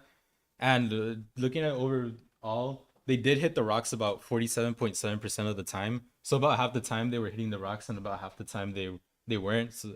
Because of this, there is no statistical significant difference between the 2 different gait parameters of the rock and sand trials that we concluded from this data. Some important things to note here are that we can see 2 different colors as they represent. The gray represents the rock trials, while the orange represents the sand trials. And each individual dot on the graphs represent an individual hop that is shown, as well as to the right of that, we can see the density of each measurement. So they kind of give us an idea of what the concentration at specific measurements. And in these graphs, we can note that there is no significant difference as they have similar averages. But if we look at the overall data, especially for the contact time, we can see that there's a bit of a shift in contact time downwards. And because of this, it shows us that they did spend a little bit on average less time on the ground compared to the sand trials. So there is a change in the gait kinematics there. And looking at the rest, such as the duty factor, swing time, and the cycle frequency, we see a lot more variation in these trials for the rock trials compared to the sand trials, which have tighter restrictions among them. So overall, there's some things we would like to know is that they occasionally do use their front paws. So that's something that we need to look into the future. And the evidence from these trials suggests that they did not attempt to avoid the rocks. So how did we obtain excessive post-oxygen consumption? Well, this is just an example of the analysis we've done.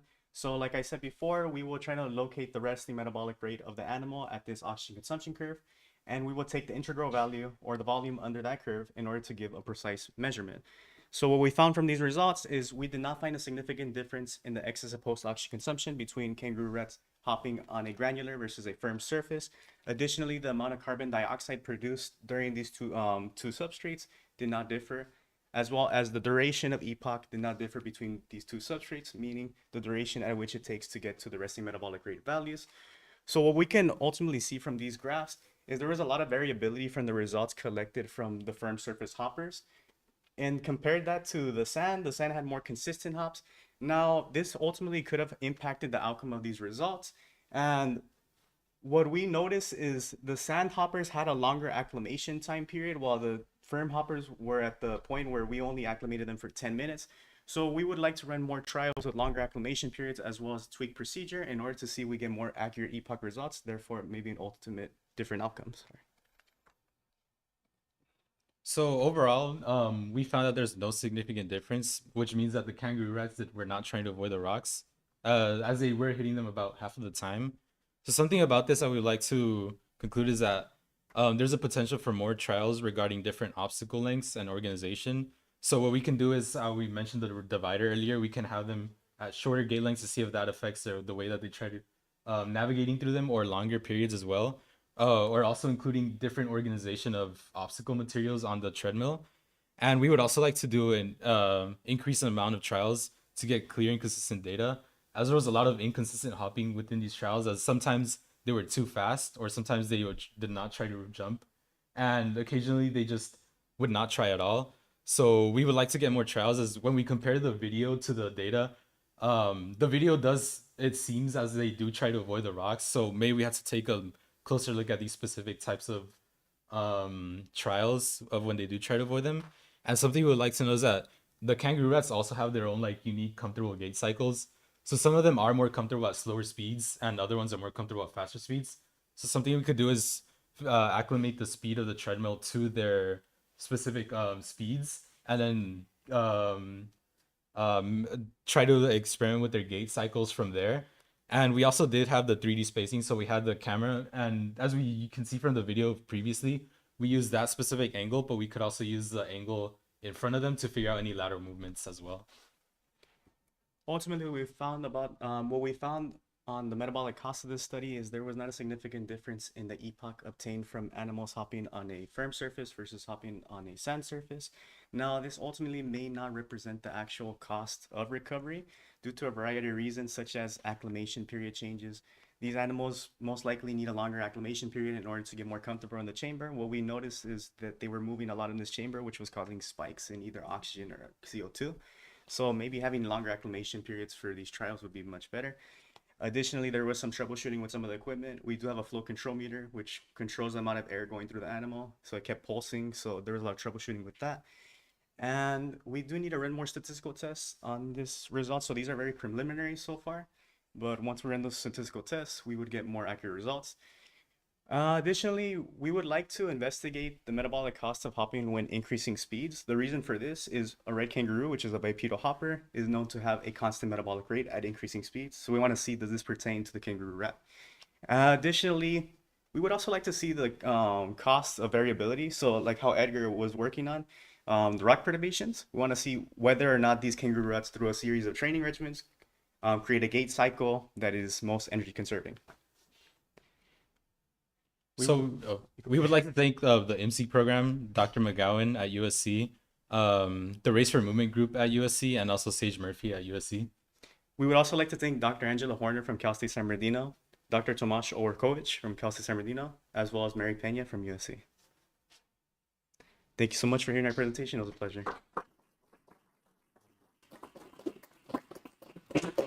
But we do also have another sample of when the kangaroo rats are being uncooperative with steady hops. Is this? Yeah, it is. I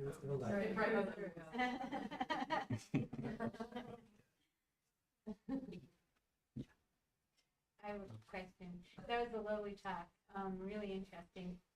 Have you gone back and looked at the data to see if you can tell the difference between, because there is so much variability on the rocks, between when the epoch was really small and when it was really big, if the K-rats were doing something different in those trials? For the rocks or for the sand? I think it was the rocks that had the high variability. Oh, that was. Oh. Yeah, it was firmer. Oh, firm. Oh, Yeah. Are we talking about metabolic costs or automatic? Metabolic costs. Well, but they both were more variable. So I wonder if there was any systematic differences that you could see in the behavior when the variability was high between the low and the. For the epoch, some of the kangaroo rats did tend to. So the reason why we acclimated them for a longer period at the end is a lot of these K-rats were moving a lot around in the chamber just because of the stress, as well as the setup was a little too loud because we have a pump pumping air.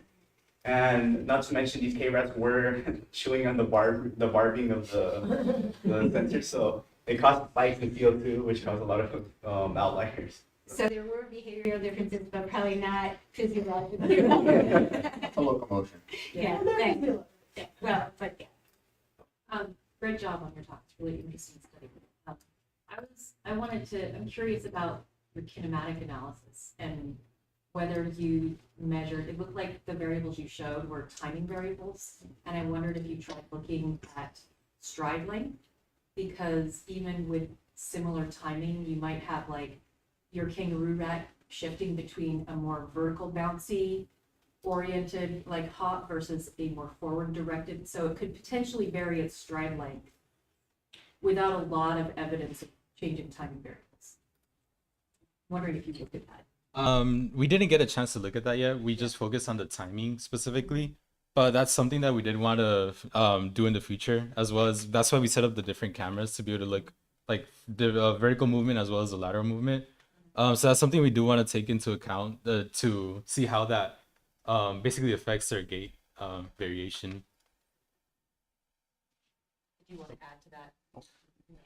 I mean, we have the data to look at it. I mean, Yeah. the stride lengths or like the treadmill is 6 feet, so time in there is going to be stride length, but the distance like the vertical versus the. They're not perfectly stationary on that treadmill, No, right? no. So there could still be some interesting variation. The other thing that we have that's in those data that we didn't have a chance to tease out is we know which one of those, when those strides hit a rock and when they don't.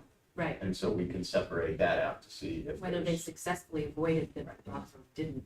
Is there a way to like somehow look like in that one video that they showed where they like stretched its legs to avoid the rock? Could you look at Like it sort of does like knee angle or something? They Yeah, were, like yeah, it they will were be marked so angled. that we can do Yeah. joint angles and length and protraction. Yeah, sorry, everybody's very interested. Yeah, so just with the epoch measurement, so we were talking a little bit about the variability, but the variability you illustrated on the figure was between rats, right? Yeah, so we only used 5 rats for this study, but we only got 2 trials out of them. So that's another thing we want to do is get more trials. But yeah, some the variability came from, we saw a lot of epoch results being either low or high between these kangaroo rats. Some really. Yeah. That was my question, is that if you, instead of looking at those as two, sort of looking at the group data, if you looked at the delta between the firm and sand for your 5 rats, is it that, because I guess the hypothesis would be that I would expect you'd see a higher metabolic or epoch in the sand condition compared to firm. Is that true for like 3 out of the 5? Or, so what's the sort of variability across your rats in terms of the difference between firm versus sand? Like in between the separate groups, or just comparing sand and firm surface? Yeah. If you did like the delta between sand and firm for each rat, are they how Right in the beginning, I noticed that a lot of the mean values for the epoch results collected from the firm surface was actually higher, which was surprising to me. But it might just be due to analysis. Yeah. Tell me about your sand. Not all sand is equal. Yeah, so the sand that we use is a very fine sand, so it almost feels like dust. Where's it from? The Mojave. Yeah, the Mojave So you Desert. actually Yeah. did pull the sand from there. And then how is it? Do you adhere? How do you get it to stick? Because you basically have it on a centrifuge. Is it just slow enough that you're not, that the inertia is not pulling it to the edges? We just we do dump it onto the rotary treadmill. There is surprisingly not a lot of it comes out, only like little particles sometimes. Okay. But yeah, we don't really use it here, like any adhesive or anything. Yes. So like it doesn't get moved around a little bit every few trials. So what we do after a couple of trials is we like fix it up again and just make sure it's all like even once again. So about how deep do you make the layer? We put up like the chamber. It's a little bit lifted off the ground so that it could pass underneath.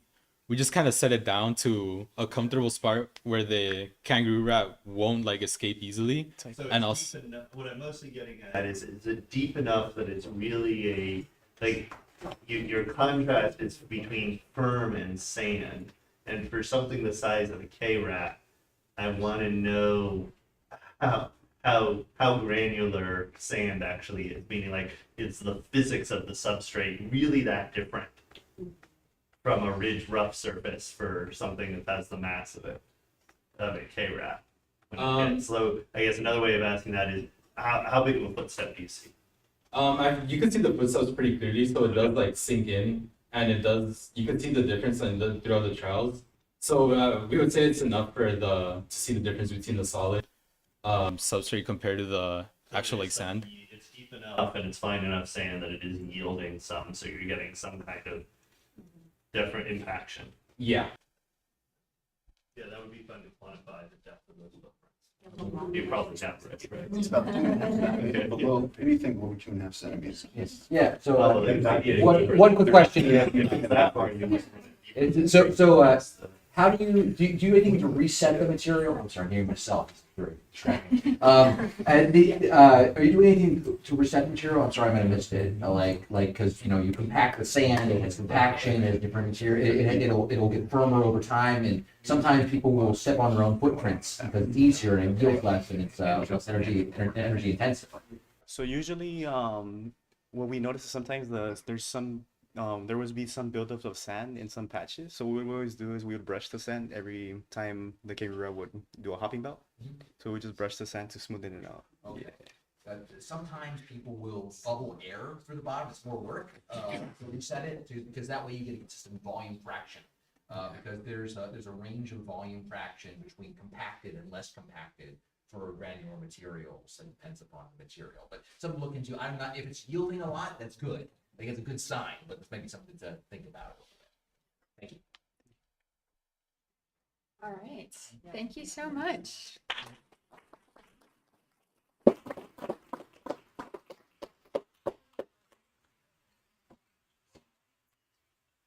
Next team is joining us from online. This is the Race for Movement team, and it'll be presented by Tori Ann Collier and Madison Thompson. If you guys want to go ahead and take over the screen share.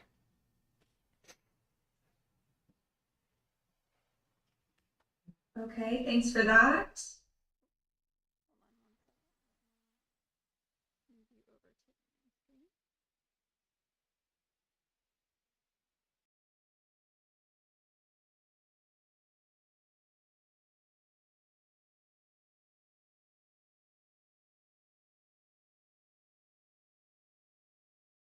I'm Madison Thompson from Sacramento State. And my name is Torian Collier, a junior at Howard University. Shreyan Mittal, a student at Harvey Mudd, also participated in the project over the summer. However, he is unable to present today. And we're excited to present to you guys our research titled Race for Movement, the Dynamics of Competition in the Wild. So the moon has a strong influence on Earth's natural processes and provides light at night for nocturnal animals on fluctuating cycles. This image to the right shows a full moon rising over the field site. You can see how much light it produces and the magnanimous effects it can have. As the moon orbits from full moon to half moon, the natural light decreases and eventually becomes completely dark during the new moon phase. This naturally dark environment inhibits visual predators such as this owl to see and would allow a small rodent, for example, to more safely forage in open areas. A small rodent, such as the desert kangaroo rat or Dipidomus deserti. In this bottom image here, you can see what a desert kangaroo rat looks like. And they are bipedal hoppers that have a higher locomotive capacity compared to other desert rodents, which allows them to take greater risk. This higher locomotor capacity also allows an animal to have more foraging opportunity. They are able to occupy the open, risky areas if it means they can rapidly escape. This video will show that they are able to forage within the same territory as a rattlesnake and still escape the deadly strike.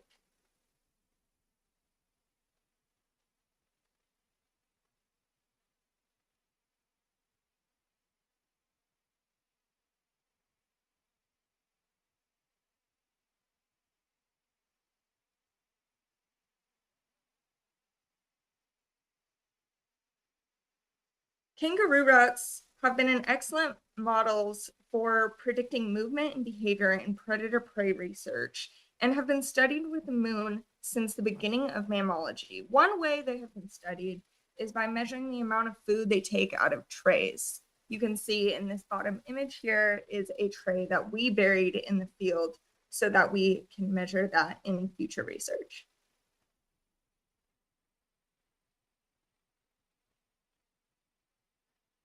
When small mammals are out in the open, they must choose when and how to move.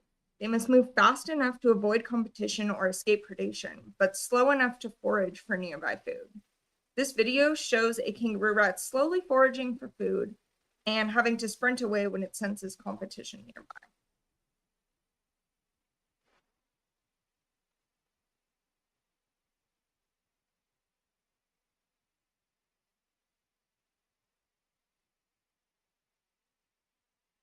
While competition for scarce resources is a driver for behavior, it can also increase predation risk.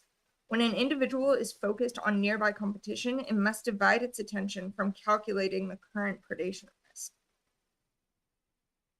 How individuals choose movement speed reveals predator competitive response, foraging aptitudes, and predator avoidance strategies. Natural light may be a predation cue to the desert kangaroo rat.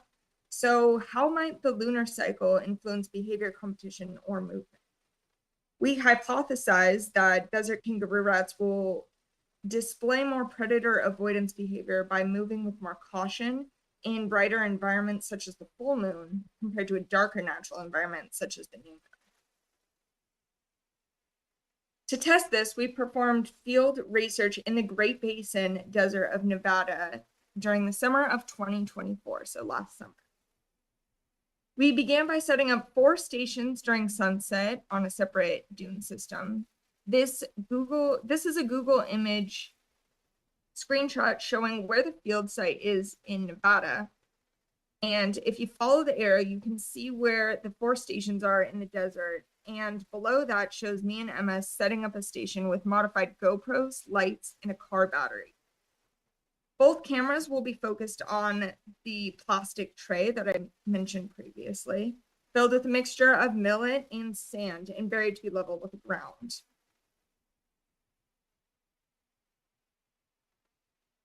Two out of those 4 stations are illuminated via floodlight and the other 2 with infrared lights to allow recording in a dark environment.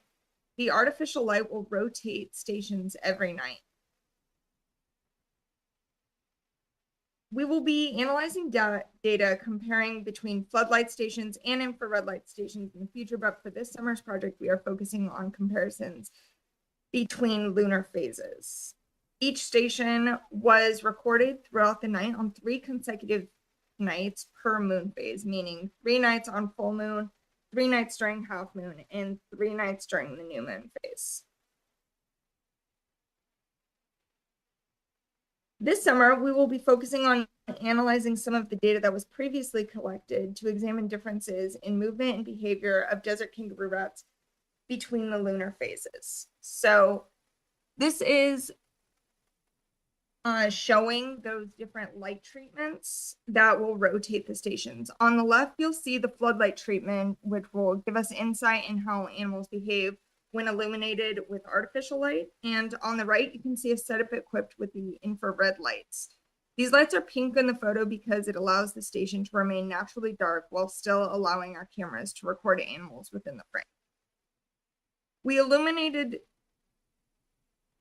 them so in the future we can test artificial light effects on behavior, but for this experiment, we are still looking at moon phase. So the videos we captured in the field are incredibly dense with information, and it can be time consuming to extract data for analysis. To begin this, we used a program called ELAN to categorize behavior. This bottom image shows a paused video that the user is going to go through when specifying behaviors. And this top image shows what the ELAN program looks like and how it can quantify the duration and time each behavior is being displayed. ELAN is a really helpful tool in behavioral analysis. However, it takes a lot of time. We're going to use R to summarize that data, and approximately 95 minutes of tracked data with an equal amount tracked across the moon phases, which brings me to data analysis. We performed a Pearson's chi-squared test to analyze behavior differences between lunar phases and found a significant result with a p-value of 2.2 to the negative 16th power. Although we tracked 16 behaviors, we are going to be focused on the most prominently seen, which are foraging, hopping, jumping, and resting. Looking at this stacked bar plot with the moon phase on the x-axis and percent time spent on the y-axis, we will visualize how the kangaroo rats allocated their time. First, we look at the full moon, which it shows mostly foraging and less variety in behaviors.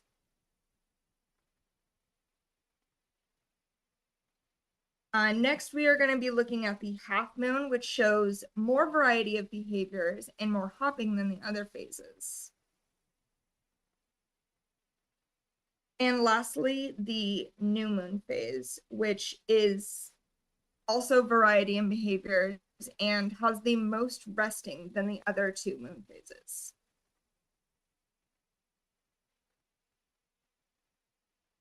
While behaviors vary across the lunar phases, foraging is by far the most dominant behavior across all phases.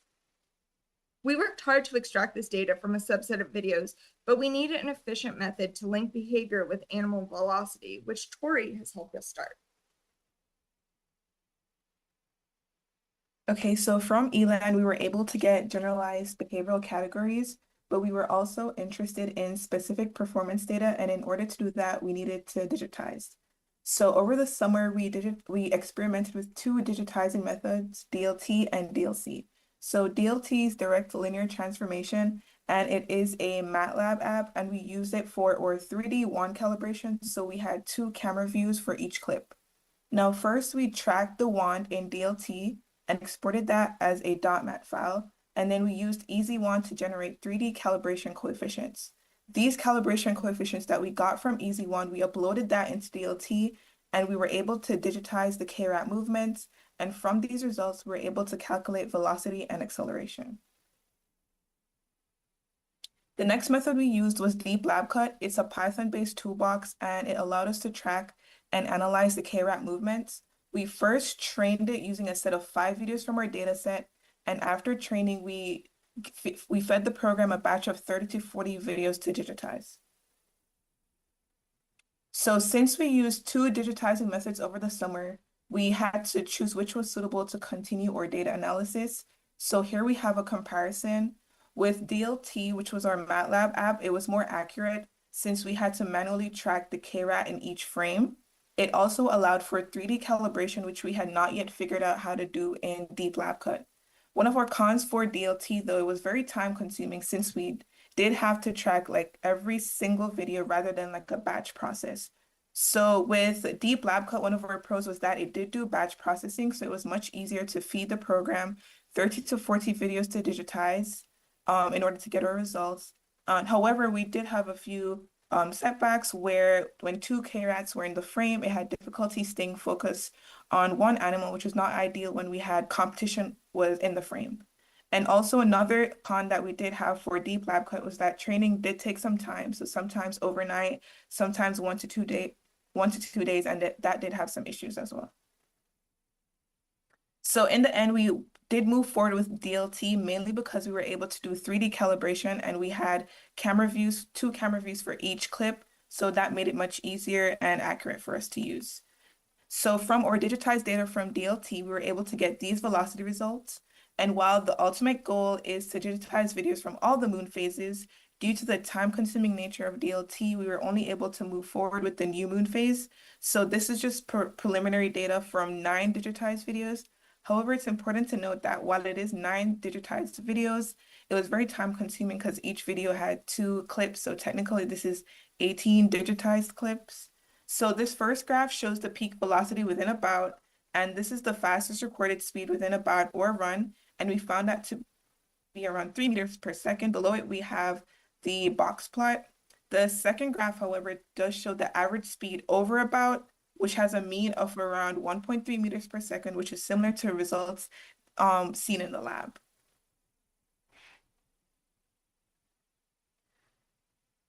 Our preliminary results support the hypothesis that the lunar phase significantly affects the behavior of desert kangaroo rats. Interestingly, the full moon phase and half moon phase has the biggest effect in behavior, while the new moon phase has less effect. With more data analysis, we can determine if this trend holds. We may need to analyze competitive behavior differently because kangaroo rats display different behaviors when another individual is present, such as more running, fighting, or jumping. However, to analyze competition with more detail, we need to process more data.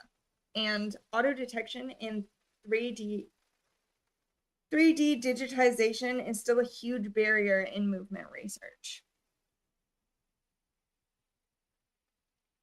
Along with further studying competitive behaviors as a separate analysis, we also plan to develop auto detection technologies, which will help us increase efficiency during the video cutting process.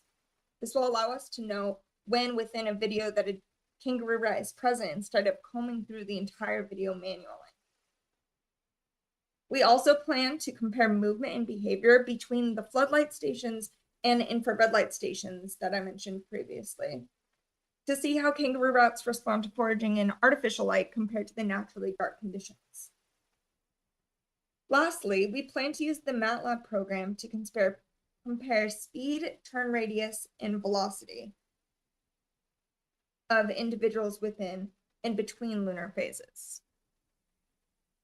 We'd like to thank everyone that has helped us get to where we are today, and we're excited to share more research in the future. And we have some time for questions for anyone who might be inquisitive.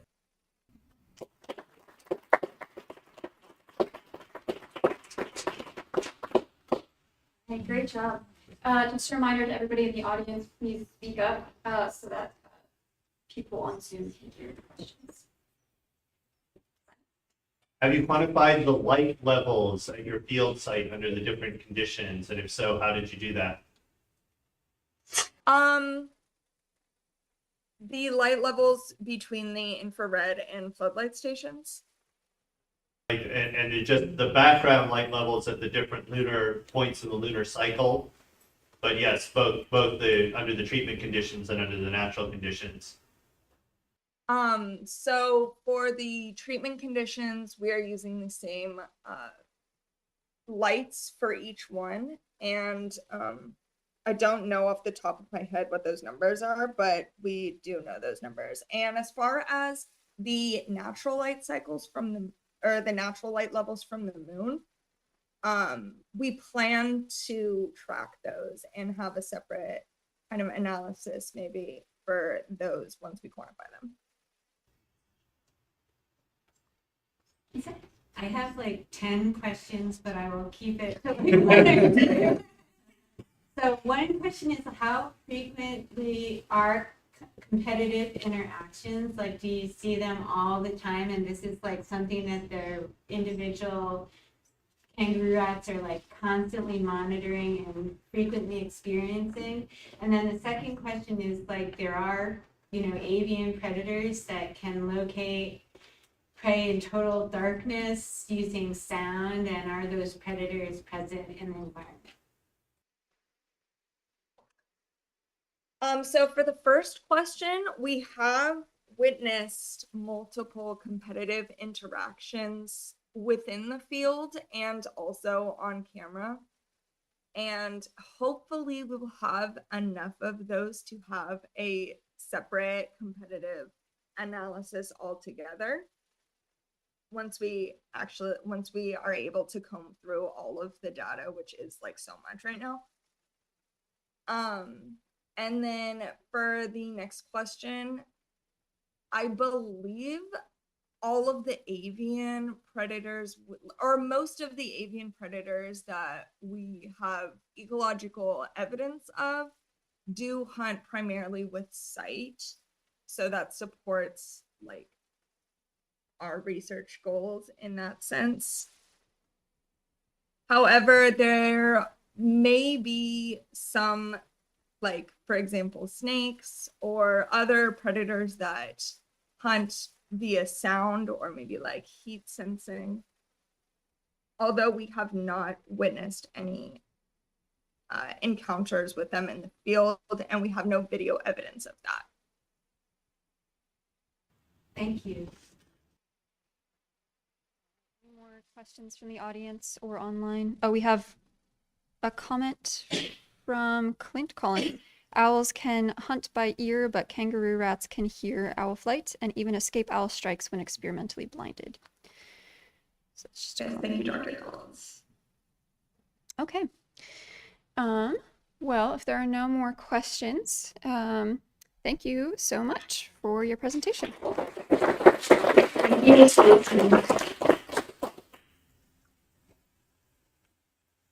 Right, so our next team on the agenda is staying on your feet.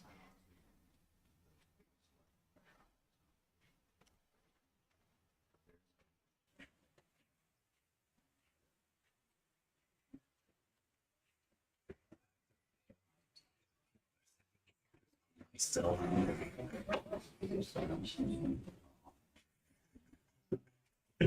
Like what?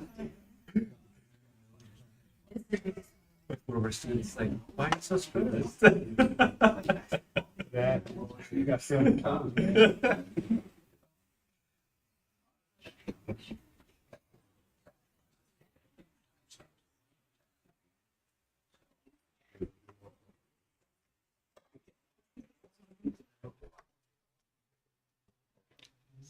Hi everyone, I'm Sriram. I'm the postdoc in the lab and the near-peer mentor. I'm Shad. I'm a third year neuroscience major at USC. Hi everyone, I'm Nkumbu. I'm a recent Howard University graduate and I was in the locomotor control lab this summer. As you've seen from previous presentation, as part of IMSI, we are really interested to understand how individual capacity and external environment affects human and animal behavior. Particularly in this project, we are interested in quantifying people's individual capacity to withstand perturbations during walking. So during walking, people experience normally perturbations such as trips, which is like a forward loss of balance, or slips, which is like a backward loss of balance.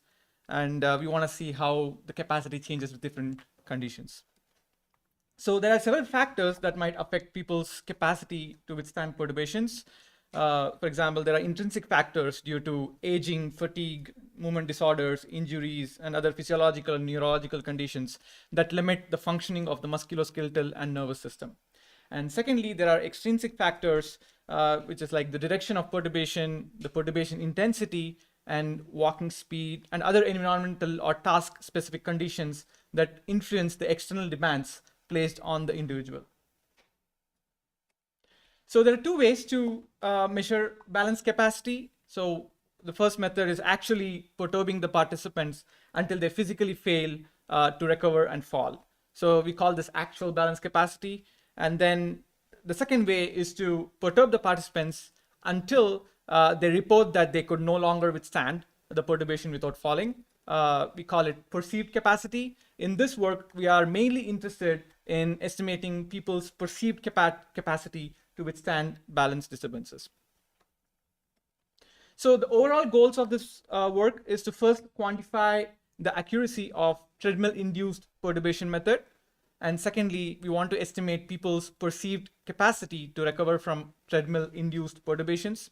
And thirdly, we want to examine how the perceived capacity changes with an intrinsic factor such as arm use, constraining the arm versus free arms, and then extrinsic factors such as the walking speed, the slower, equal to, or faster than the comfortable walking speed, and the perturbation direction, which is backward slip-like versus forward trip-like. And my project was to quantify the accuracy of treadmill-induced perturbations. Some background, treadmill-based perturbation protocols are widely used to challenge people's balance and study the responses people use to maintain balance. And these protocols typically involve changes in belt speed to induce perturbations.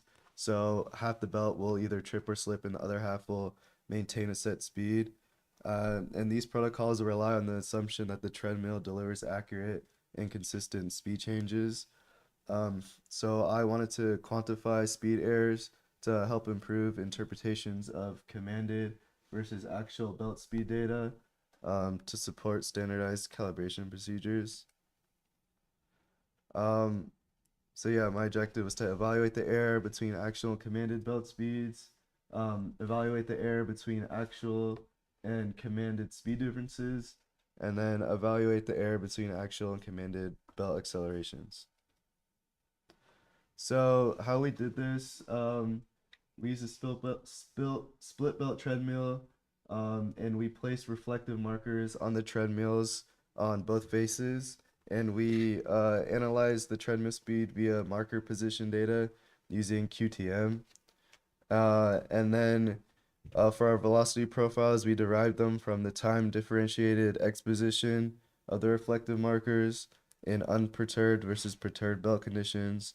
And on the right, you can see the top graph is the velocity for perturbed belt, and then the bottom is for unperturbed. And you can see those spikes on the bottom. That's just because the cameras, when the markers would go in and out of view, the cameras would track that as a change of velocity. So in the future, we just want to place more markers on the treadmill so we can actually mask it and not interrupt the other data. And for the results, we found that treadmill belts actually accurately match commanded speeds without perturbations. And you can see from the right graph, there's a clear trend that the larger the commanded treadmill speed is, the larger the average error. However, the error is very small. And then we also observed that speed deviations are consistent with commanded speed deviations during perturbations. On the right, it looks like there's not a clear trend, but those two bottom data points on the right, the treadmill was actually set to a lower speed than the three on the right. And based on what we learned on the previous slide, that makes sense. So the two points on the left would have a smaller error because they were set to a lower speed. And then the three data points had a larger error for the set perturbation because they were moving at a much faster speed. And then we also wanted to see the acceleration. So our treadmill is set to accelerate at 5 meters per second squared. So we plotted the rise time against the commanded perturbation, and you take the slope of that, or 1 over the slope, to get the acceleration. And we got 5.19, which is actually faster than what it's supposed to be. But when you take into account the error, it's probably actually set to the right speed because we only have 4 data points. So in conclusion, the treadmill belt speed matched the commanded speed under unperturbed conditions as well as perturbed conditions. The belt acceleration matches closely to the set value. And in the future, we want to test whether walking subjects alter the treadmill belt dynamics under load-bearing conditions, and then use that to develop standardized calibration protocols for treadmill belt behavior. Okay. So the next part of our project focuses on perceived capacity, and our goal is to estimate people's perceived capacity to recover from treadmill-induced perturbations and examine how perceived capacity changes with intrinsic factors like your arm use. So are your arms free versus are they constrained, and your extrinsic factors such as your walking speed and your perturbation direction. So it's important to highlight what we know about actual balance recovery first. And what we know from previous studies is that when people fall, they likely, like the fall rate due to slips is higher when their arms are constrained than when their arms are free. So in this case, people fall more likely at 62% and they recover quickly, and the fall rate is at 18%. And on the right, you see that you have someone's arms free versus their arms tied. So it just kind of gives you an idea of what it looks like. So what does our actual perceived capacity experimental protocol look like? So in each trial, we have a fixed perturbation direction. So it's either the forward direction or the backward direction. And then we also have a fixed speed. So we have one of the 7 different walking speeds that range from 30% to 180% of our participants' self-selected walking speed. And then we also have a fixed arm constraint. So we have their arms tied in a trial or their arms are either free. And then the perturbations are given randomly on the left and right side with a studied magnitude of 0.4 meters per second and to the perceived capacity. And then after each perturbation, our participants will see a prompt on the screen that would ask them, can you recover from a higher perturbation than this one? If they say yes, we continue the trial. And if they say no, we end the trial. So we do this for a total of 28 trials, and they're spread across 2 sessions because it's pretty long. So we don't want our participants to get tired. And the data I'll show you is based on 2 young adult subjects' data.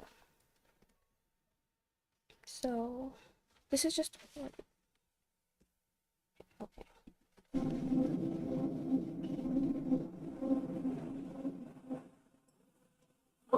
Yeah, this is basically just showing you what our trials look like and what happens. Can you play them again? Okay.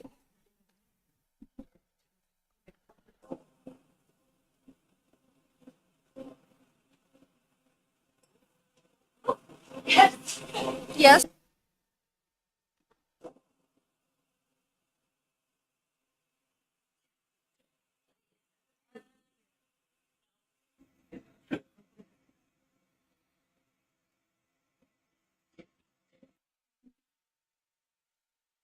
Okay, so the first set of results shows you walking speed impact on perceived capacity is dependent on the perturbation direction and the arm condition. So in this case, our first data, we did 4 different conditions, but what you see is the x-axis will show the walking speed and the y-axis will show the perceived capacity. And then the red line represents subject 1 and the blue line represents subject 2. And then this is the forward direction with their arms tied. So initially, it's kind of just showing you, okay, as walking speed increased for participant 1, their perceived rate in or their perceived capacity increased, while for participant 2, as walking speed increased, their perceived capacity decreased a little bit, you know. And that just kind of gives you an idea that, okay, walking speed does affect perceived capacity. And then we did that across 4 different conditions. So it was the forward direction with their arms tied, and the forward direction with their arms free, backward direction arms tied, and backward direction arms free. And it just kind of tells you the overall trend is that their perceived capacity does change with their walking speed. But if you can see across the different conditions, it's random and not consistent for each participant, or like the results are not like, they vary. And then just prior studies does show that gait stability after a sleep improves with faster walking speeds. And some of our data similarly indicate that perceived capacity may arise with speed, likely due to increased stability. So for our next data, you would see that we didn't see a significant difference in perceived capacity for arms tied versus arms free. On your x-axis, you see the arms position, and on the y-axis, you see our perceived capacity. And then it's comparing participant 1 to participant 2. And if you also look at our p-values, they're not significant, which was, it kind of contradicted what we saw from previous literature, which does suggest that the risk of falls due to backward perturbation does increase with constraining arms. But from our data, it's not really clear on whether your constraining arms affects your perceived capacity. And then for the next set of data, you will compare the perturbation direction to our perceived capacity, doing the same thing for participant 1 and participant 2. And we had the two directions, the forward direction and the backward direction. And in this case, you could actually see from our p-values that our results were significant. And in this case, we also saw that forward perturbations have a higher perceived capacity than backward perturbations, which also supports previous work done from our group that does suggest that younger and older adults perceive backward perturbations to be riskier than forward perturbations. And so that kind of gives you an idea of why in this case do we see a lower perceived capacity for backward perturbations.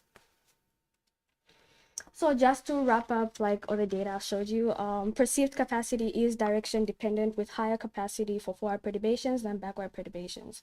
And then there was no consistent effect of arm constraint on perceived capacity. And then we did see that walking speed does affect perceived capacity differently, depending on the perturbation direction and arm condition. And it wasn't like a single factor on its own. For our next steps, I showed you data for 2 participants. We would like to increase that sample pool to like from 15 to 20 participants just to increase statistical power.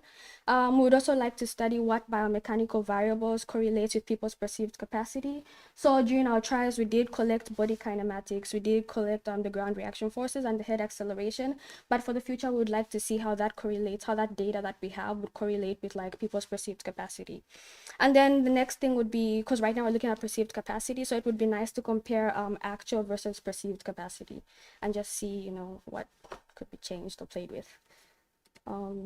And just to acknowledge, we would like to acknowledge the participants for the project, the locomotor control lab members, Dr. Finley, our PI, the entire MC community, and the grant. Thanks. Any questions?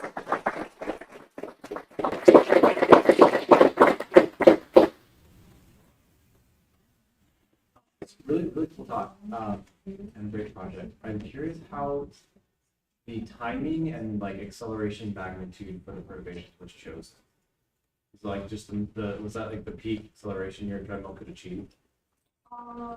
It was based, so the acceleration and the time was based on our participants' walking speed. So how fast we would like accelerate the magnitude was based on everything was just based on like we collected their self-selected walking speed and we used that to determine the speeds or the ranges we would accelerate the entire And then thing. for like for the timing, was it like after heel strike? Was it during mid like single leg stance or dual leg stance? It was after, yeah. Just to clarify, I think the acceleration was fixed. The acceleration of the treadmill was fixed because we are only changing the speed differences between the right and the treadmill, left belt. So we detect when the toe off happens, and we speed up the treadmill to the particular speed before the heel strike happens, and then again the belt comes back to the original speed. So the timing of the entire duration of this thing is set in such a way that it is more than the time that is required to do the toe off. It's a fixed value. So.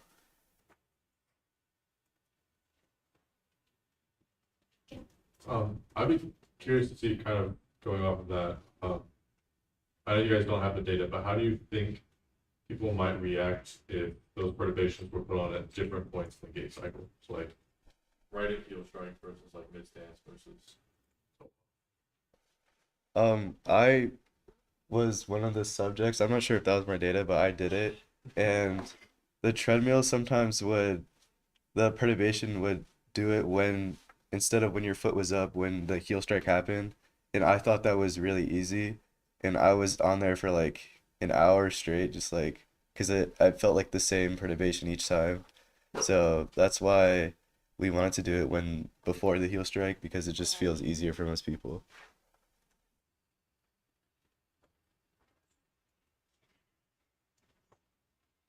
There are any questions online? Feel free to put them in the chat.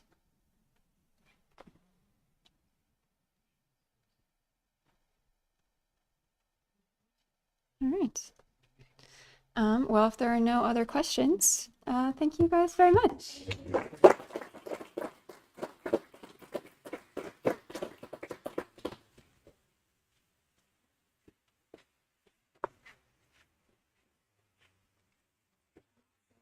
have our last presentation of the Capstone Symposium. And it will be jumping versus running, presented by Caden Warner. So you can go ahead and share your screen when you're ready. Oops, sorry, let me get out of this one.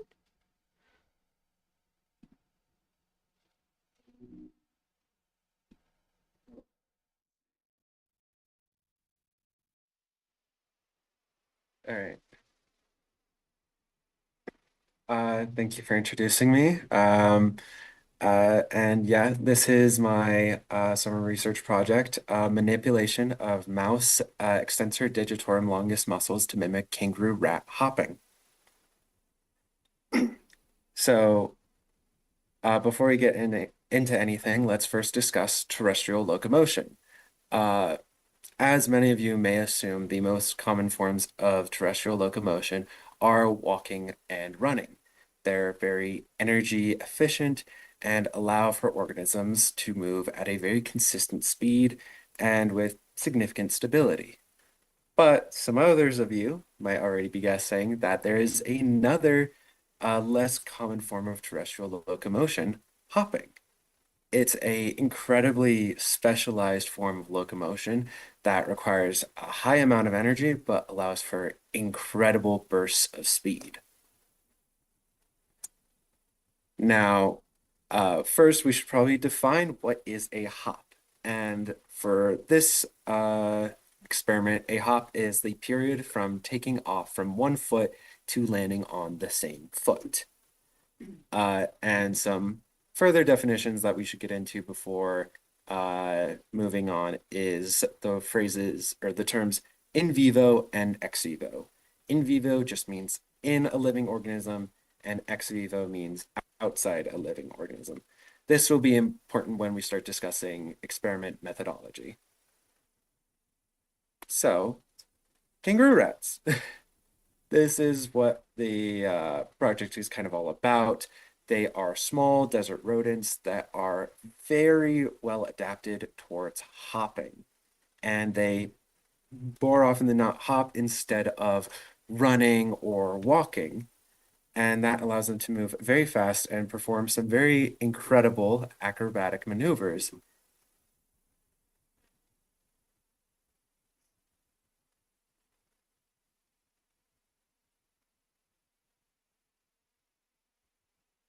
And land, and he's gone.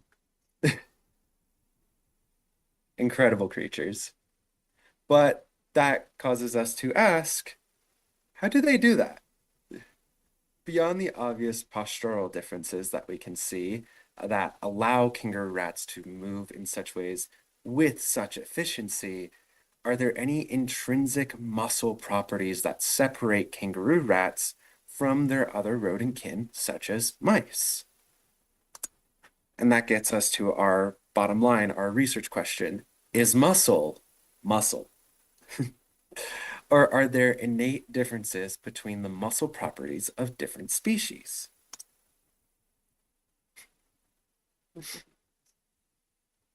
So how do we test this? In our lab, we tested this using the avatar method. This involves attaching a mouse EDL muscle to a stable hook and a servomotor force lever, suspended in an aerated Krebs-Heinz solution between two platinum electrodes. The servomotor force lever allows us to lengthen the muscle along a length trace that essentially simulates the lengthening of a muscle passively through an animal's walk or hop cycle. And the platinum electrodes allow us to stimulate the muscle at various points along that force trace or that length trace in order to get a force output. This allows us to then optimize our starting length and excursion, as well as our stimulation timings, to achieve a force output that emulates that of a kangaroo rat during a hop. This has taken a significant amount of time, and we are still in the optimization phases. So much of our data is preliminary. But this method allows us to, once optimized, test a wide variety of different hop types, not just, you know, a standard steady hop, but long hops, short hops, even hops on shifting or uneven terrain, such as sand or rocks. Our aim for this experiment is to get 8 muscles optimized for steady, even hopping before moving on to more hop variants. Now, one big aspect of this is the difference between running and hopping. The avatar method is normally used for running and walk stride experiments, which I have an example on the right of a guinea fowl run stride length trace. And on the left is a kangaroo rat hop length trace. And I'm sure many of you can tell they're opposite to each other. Walk cycles start with the muscle in a shortened state, lengthen, and then end back at a shortened state. Meanwhile, hopping starts lengthened, shortens, and then lengthens again. This is very interesting, especially for using the avatar method, since the avatar method has not been used in this way before. And so we're really testing the we're testing the bounds by which this method can be used and really stress testing it, which is just very fun. And this gets to our hypothesis. So what do we think is going to happen? And we hypothesize that the avatar method using mouse EDL muscles can accurately emulate the stresses from kangaroo rat lateral gastrocnemius during hopping. Preliminary results.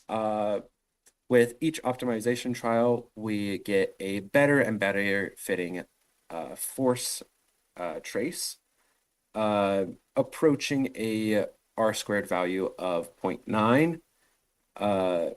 This is one of the better optimization trials. And as you can see, we are able to emulate the peak force. It's just timing that we need to get down.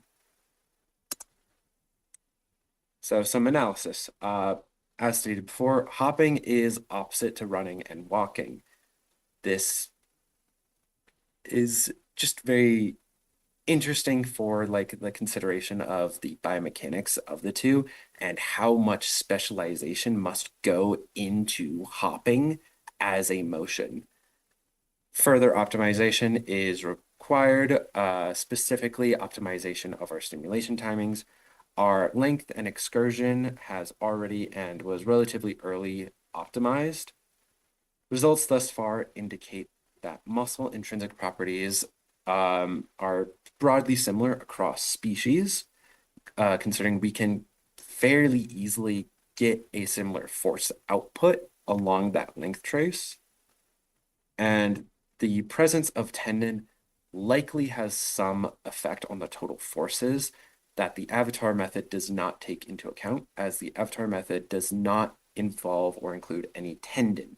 But the in vivo data that we are comparing it to of the kangaroo rats, they do have their tendons still intact. Conclusion. Is muscle muscle? Surprise, surprise, yes.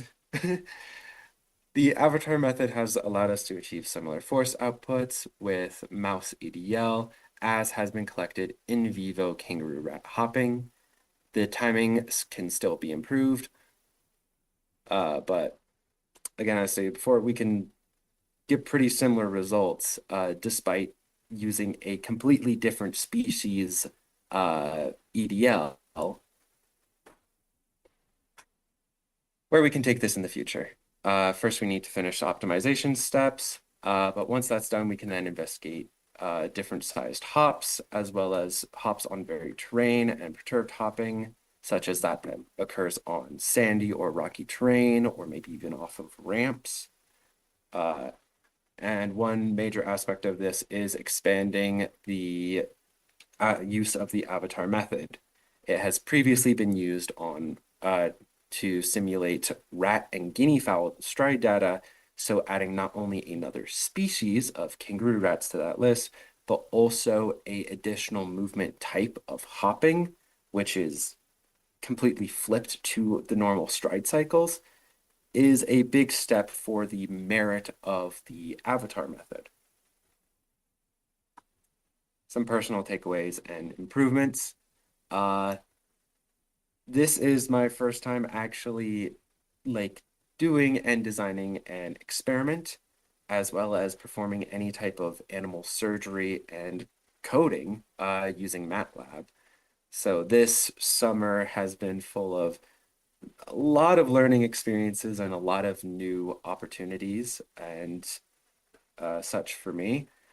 Time management and record keeping were skills that I had to really develop and ingrain into my daily life, as the experiments can be very, very time consuming, and fitting that around a full-time student schedule was a challenge, but one that is ultimately necessary and I think will help me in the future, as well as an appreciation for the intricacies of muscle biomechanics, because they're fascinating how we are able to emulate a variety of different species through just a single ex vivo avatar. That's wild if you really think about it, and has some major implications for the field of biomechanics and could make it significantly easier to study various aspects of muscle dynamics in the future. I'd like to acknowledge the people who have supported me and the funding that has helped me get here, including my peer mentor, Carissa J. Maloney from NAU at Northern Arizona University, as well as my co-PIs, Dr. Craig McGowan of the University of Southern California and Dr. Kisa Nishikawa from Northern Arizona University, as well as a special thanks to the vivarium staff at NAU for keeping good care of the mice, and the financial support that I received from the NAU SMRT grant and the NSF. And of course, a special thank you for all of you here for having me today.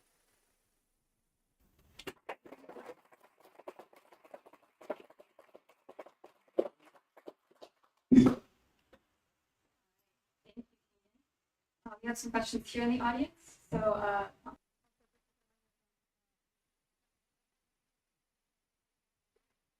I have questions and maybe some comments I can tell you in private, but that we don't need to subject everyone to.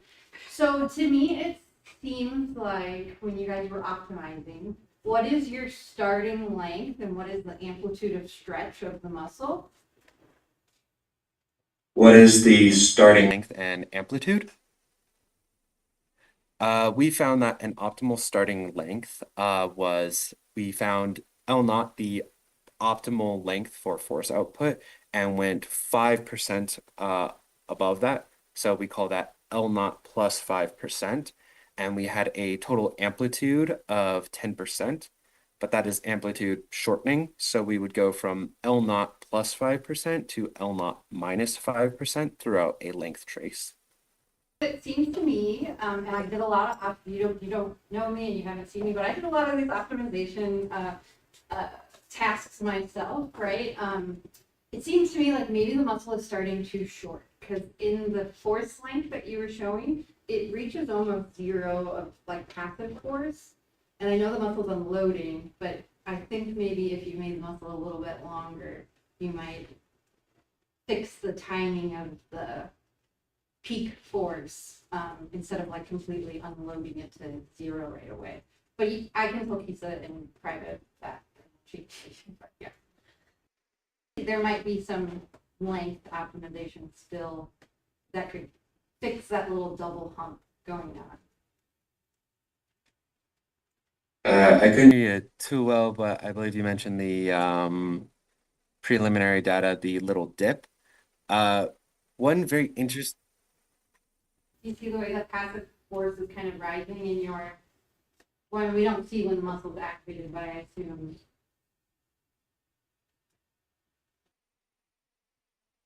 Don't worry about it. I mean, the little dip here is very interesting because during our optimization trials, we did find that immediately following stimulation with the avatar method, specifically with the kangaroo rat length trace trials. Immediately following the end of stimulation, there is a uptick in force. So we're not quite sure what that means for what's going on muscle-wise, but it seems that immediately following the end of stimulation, the muscle continues to generate a force output. And so we're trying to tweak our timing of stimulation so that that peak essentially happens where we want it. My question also relates to this double hump feature. Can you hear me okay? Can you? No, I have you on max volume, but it's still very difficult to hear. Oh, yes, that's wonderful. What you observed about that double hump feature and whether the decline back and forth aligns with when the muscle is very rapid, like shortening rapidly? Can you repeat that last bit? So you have an initial peak in force and then it dips down. And I'm just wondering if when you observed at the timing of that dip, does it correspond to when the muscle is shortening the fastest? It shortens the fastest. I don't know if you can see my cursor, but so the point of shortening is around this period of the length trace. Yeah, so the rise of force is timed with the shortening of the muscle, with that the force peaking at around the shortest point / when it starts to upturn again for like when it begins to lengthen. So it is possible that our timing is catching like some stresses from lengthening. Again, our main goal is to essentially get the start of the blue line and the end of the blue line to match up with the red line. So the mouse EDL rise in force and fall in force should line up with the kangaroo rat lateral gastrocnemius rise and fall in force. And should that dip still exist when those are lined up, then we can start truly investigating the length trace itself.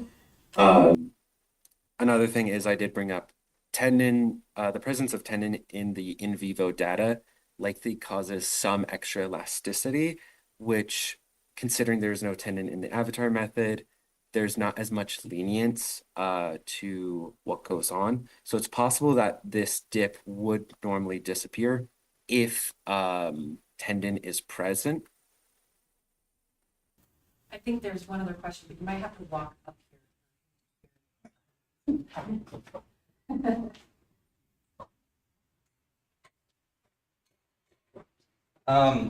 So there's a lot of talk about like optimizing these curves and like changing stimulation timing and like the lengths that you're providing to generate these curves.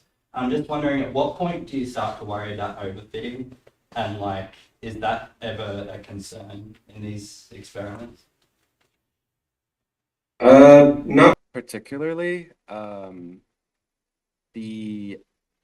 One of the big goals of this experiment is to primarily test the avatar method itself. If the end goal is to get about as accurate of a fit as possible to show that emulation of other species data is possible through it, because that means that we could then use the avatar method to create avatars for other species that might be very difficult to acquire muscle samples from, such as humans being a big one, because it's very difficult to tell an ethics committee that you need, human EDLs every week. So we want as best of a fit as possible to show the merit of the avatar method. Things like post hoc, they can like look at the differences between the in vivo and the ex vivo, and then they can compare. Go on there, sorry. I'm on answering. Okay.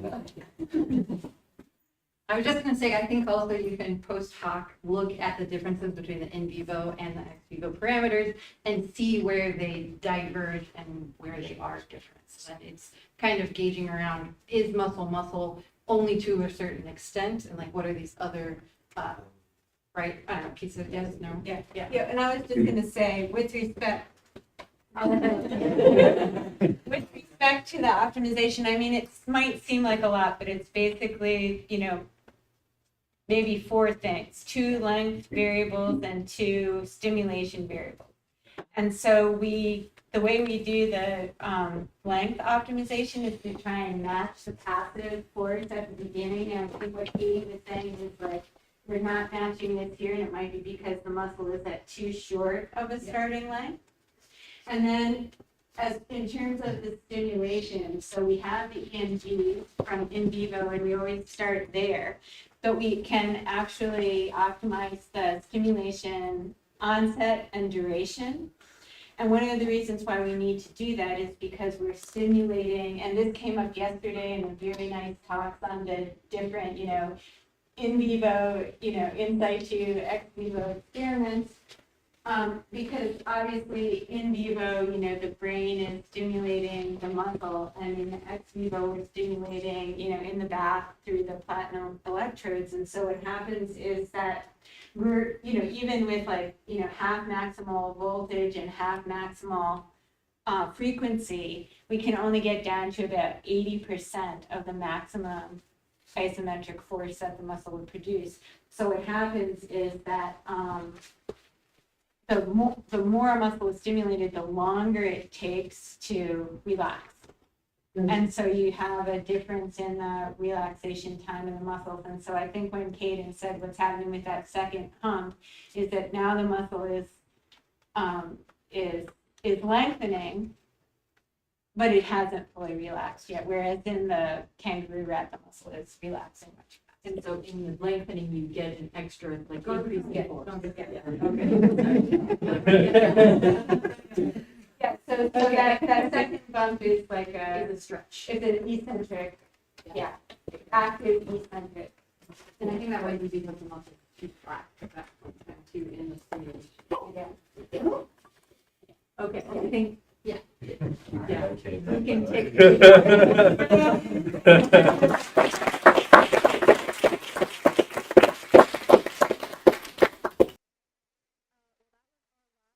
For the day. So thank you all so much for attending. I'll let Monica close, but I did want to just give a quick reminder to those of you that are in person. We'll have some social events tonight. So trainees, we've reserved some lanes for bowling. So make sure you show up to that. That'll be a lot of fun. And then faculty and postdoc dinner will be at the Black Trumpet Bistro and Tapas Bar, if I remembered the word order there. So I'll post more instructions about that in the Slack. But overall, thank you all so much.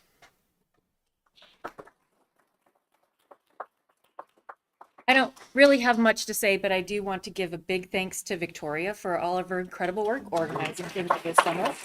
And also to Christian for taking the initiative to do the live streaming, which is going to be really cool for us moving forward. So thanks to Christian. And as we wrap up for the summer, please keep a lookout for a survey that we'll be sending out. So we really will, we use your feedback and we take it seriously. So, I don't want to see myself on the video. So please keep an eye out for the post Summer Institute survey and give us your feedback. We will have both a trainee survey and a faculty survey. And so please give us your feedback. And then also for those of you who are trainees, please consider applying next year to be a near-peer mentor and come back and contribute again. So, and please, we look forward to seeing you at the social events. So thank you, everybody.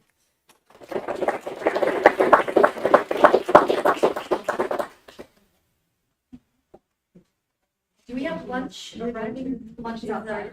Yeah, okay. Neat.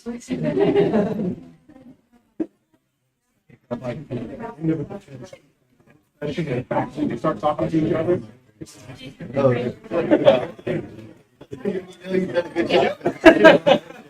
That is a good scenario. I think that's putting a lot of effort into trying to solve a lot of